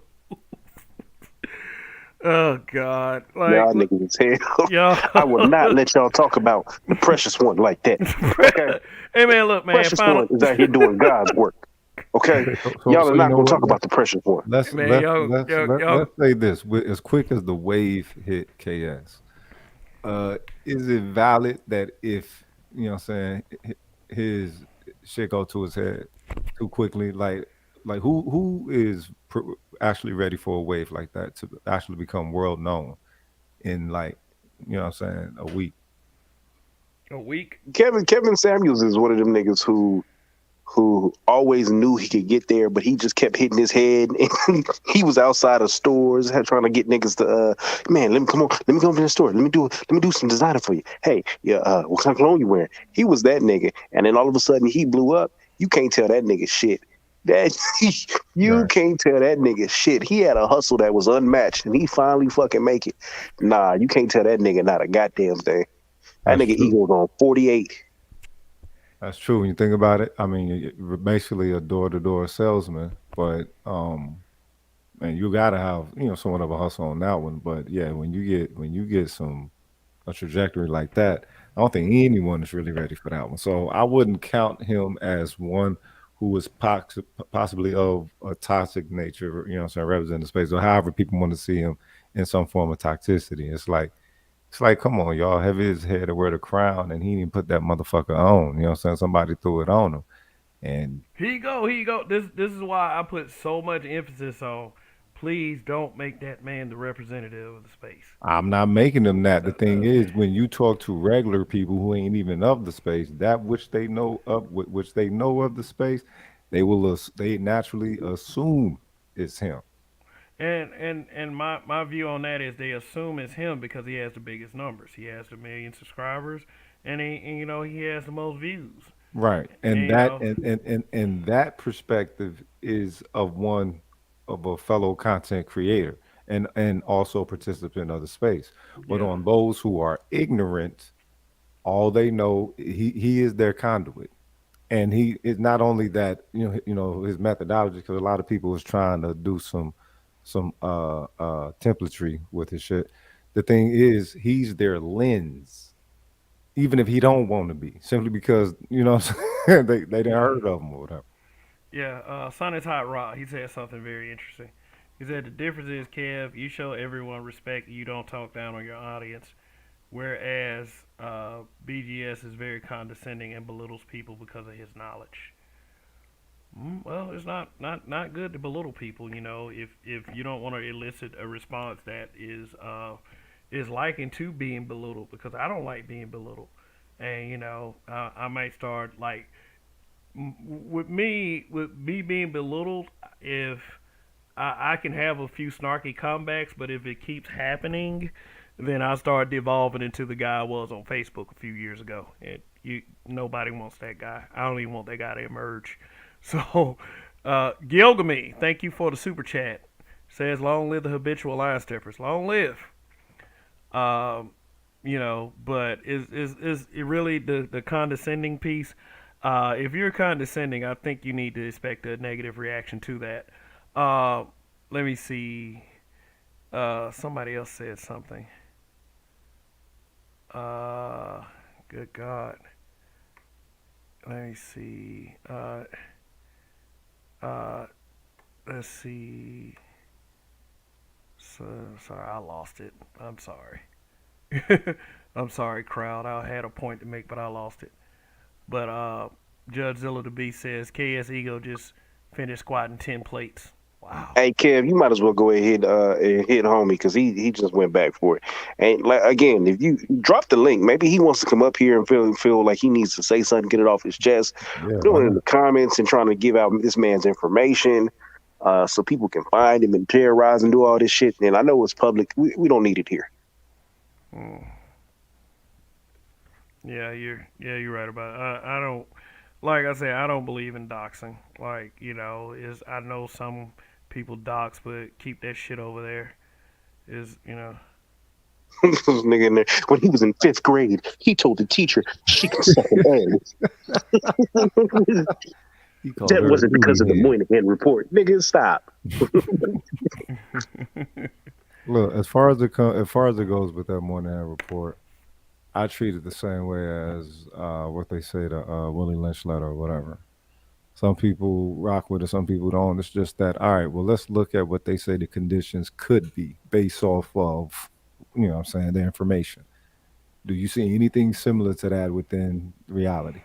Yes. All right. Who gives a fuck if it's a 100% that or maybe only 50% that? But the results are actually detrimental, and that's what needs to be handled. The fact that I think people want to argue him off as a source point simply because I don't know who was the first one to present it to the Black Manosphere as far as the Moynihan. What was it, BGS? Mm, probably. I I'm just mean, waiting for Edward to come on here and extend this show another 2 hours. yeah, Okay. but see, here's the thing. So somebody's got to get up tomorrow morning. Oh no. Oh God. Okay, guess what? Guess what, guys? RDR. Uh, no. Edward's in the chat. There you go. He's here. And No. another thing, Donnie. Now I'm feeling objectified by your male gaze. Damn. Oh, okay. Yeah. It's been a minute. Yeah. Somebody finally got me while I was on the air. Oh, Like, shoot, somebody didn't like what's being said here. And I mean, like I said, that's okay. Y'all ain't got. And damn, I keep going up. Like I keep gaining a sub and I keep losing a sub. It's like shit. Like,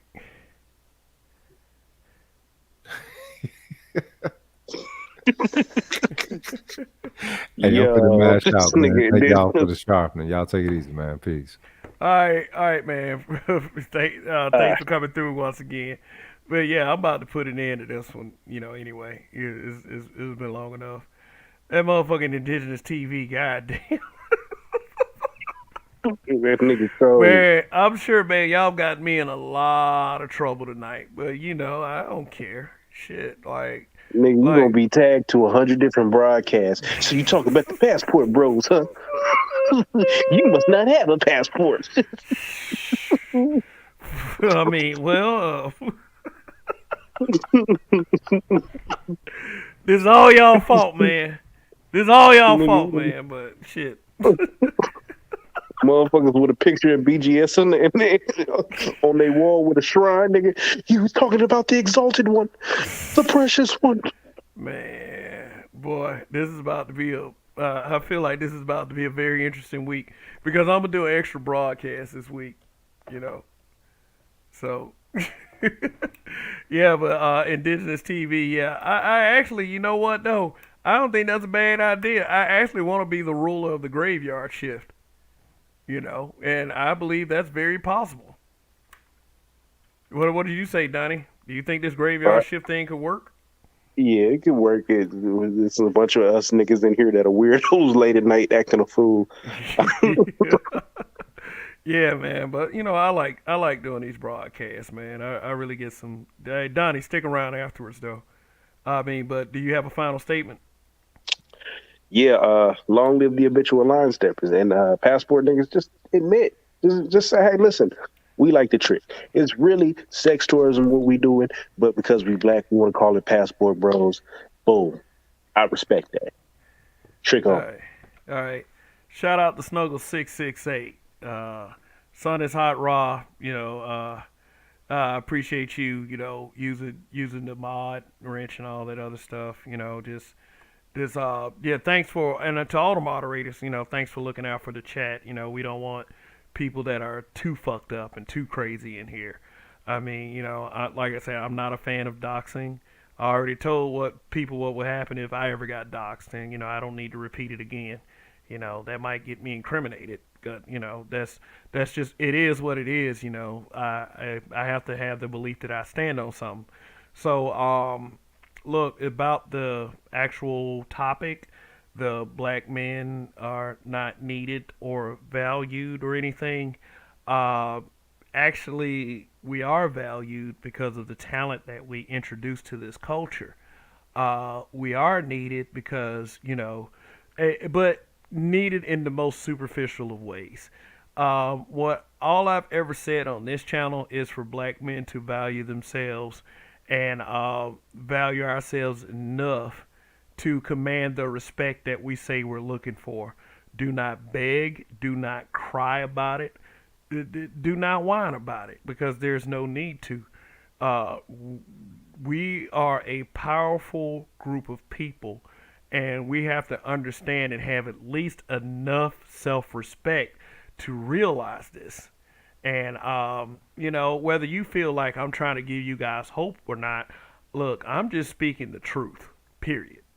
Whether you believe, like, whether it's my truth or not, how can you disagree with something like this? But many will try to. And it's just the simple fact is, we we as a group we need to grow some balls and assert ourselves. Period. And that's all I'm trying to say. Don't be afraid because now is not the time to be afraid.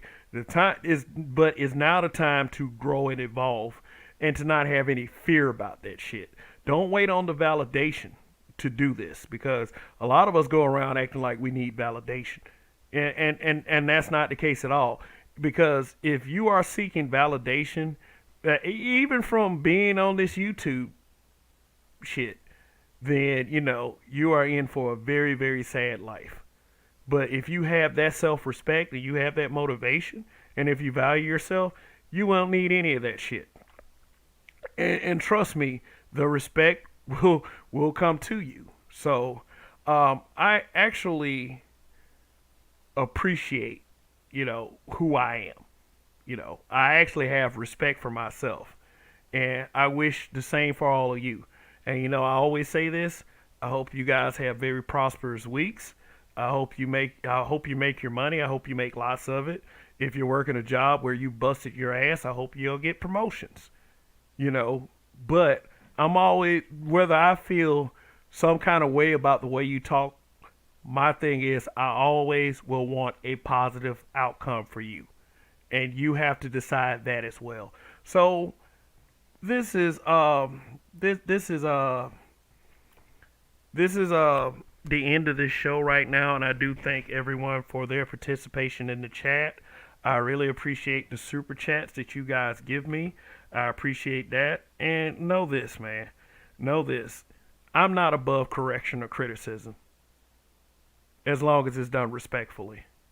So, just remember that. There's a lot of content creators that feel like they are above that criticism, and I feel sorry for those guys because that's got to be a miserable existence. So, but that's it for now. Thank you for joining me once again. Judzilla, you a funny motherfucker. But so is Indigenous TV. And it's just like a lot of you other guys. So, I appreciate that, man. You guys really do keep me going from week to week. And, I look forward to the next time in doing this. So, peace out, guys. Long live the habitual line steppers. I am going to win. Goodbye for now.